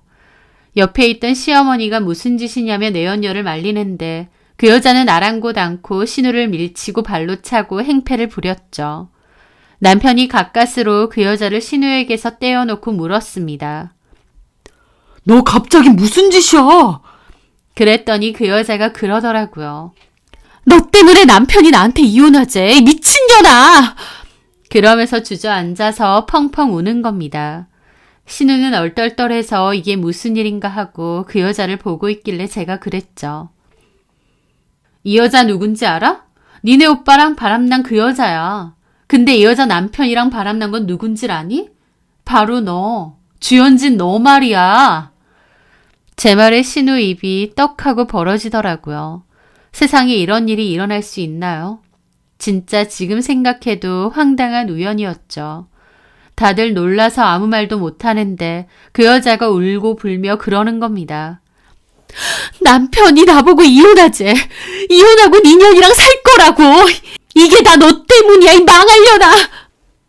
나는 남편 없으면 못 사는데 이제 나보고 어떡하라고. 이게 다 너 때문이야. 그 광경을 다 지켜보는데 콩가루 집안도 이런 콩가루 집안이 어디 있을까요? 저는 잠시라도 거기에 더 있고 싶지 않았습니다. 이것 봐. 이딴 집구석에서 어떻게 우리 딸을 키워? 양심이란 게 있으면 재산분할이랑 위자료나 똑바로 보내. 그러고 저는 애 데리고 곧장 친정으로 갔습니다. 친정 부모님께도 그동안 있었던 일 다 말씀드렸죠. 걱정하실까봐 최대한 미루고 숨겼는데 이제는 정말로 이혼할 거니까 다 말씀드릴 수밖에 없었어요. 엄마 아빠도 제 얘기를 다 전해 들으시고는 엄청 황당해 하셨죠. 그리고 저는 딸아이에게 잘 설명했습니다. 그 당시 집에서 날마다 큰 소리가 나니까 많이 불안해했는데 그게 참 미안하더라고요. 남편과 제가 따로 살게 될 거라고 설명해줬고 딸도 슬프지만 알겠다고 하더라고요. 어쨌든 그렇게 남편과 저는 이혼을 했습니다. 남편의 유책 사유가 확실했기 때문에 저는 재산 분할은 물론이고 위자료에 양육권까지 가져왔죠. 12년을 같이 살았는데 이혼은 몇 개월 만에 끝나더라고요. 그게 얼마나 허무하면서도 딸을 생각하면 가슴이 무너지는지. 그 이후 딸을 만나러 온 전 남편을 통해 전 신우 얘기를 전해 들었는데 그 내연녀 집도 아주 개판이 됐다고 했습니다. 상간소장 때문에 그 집 남편도 외도를 알게 됐는데 그걸 빌미로 이혼 요구를 했다고 했죠. 그 여자는 당연히 이혼 못하겠다고 자기가 가진 남편 외도 증거를 들이밀어 유책 배우자는 이혼 소송 못 건다고 난리쳤다고 하더라고요. 그 사이에 낀 전 신우는 그 내연녀한테 또 상간소송까지 당했다고 하는데 속으로 그러고 다니더니 잘됐다 싶었습니다. 어쨌든 저는 그 작은 집을 구해서 딸과 함께 살고 있습니다. 여럿이서 복잡거리며 살 때보다 집이 휑한 것 같지만 그래도 둘이서 오순도순 스트레스 받을 일 없이 행복하게 살고 있어요. 이혼하고 시간이 지났지만 아직까지도 그때 일을 생각하면 황당합니다. 남편의 내연녀와 남편의 여동생이 그렇게 얽힐 수 있다는 게요. 불륜 일삼고 매번 말로 사람 열받게 했던 전신우가 이제는 정신 차렸을런지 모르겠네요. 아마 그 성격에 평생을 그러고 살 텐데 전시모, 전시부는 그런 딸 남한테 맡기지 말고 평생 자기들이 데리고 살았으면 좋겠습니다. 정말 많은 일을 겪고 이혼했지만 앞으로는 저와 딸만 생각하며 열심히 살아가려고요. 제 사연 들어주셔서 감사합니다.